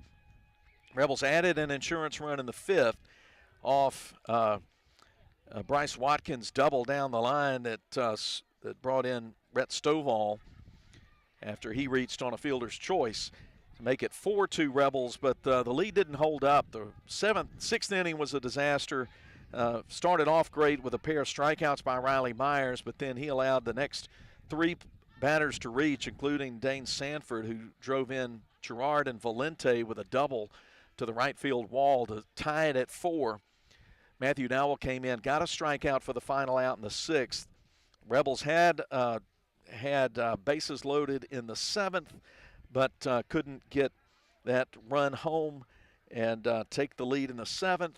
And then we flipped over to the 7th. Makeumson hit a double to start off the inning, and they sacrificed the runner around. A couple of outs recorded, but then bases loaded, and J.C. Gerard got hit by the first pitch he saw, and that was the walk-off winner for the home team. So we'll play again Thursday.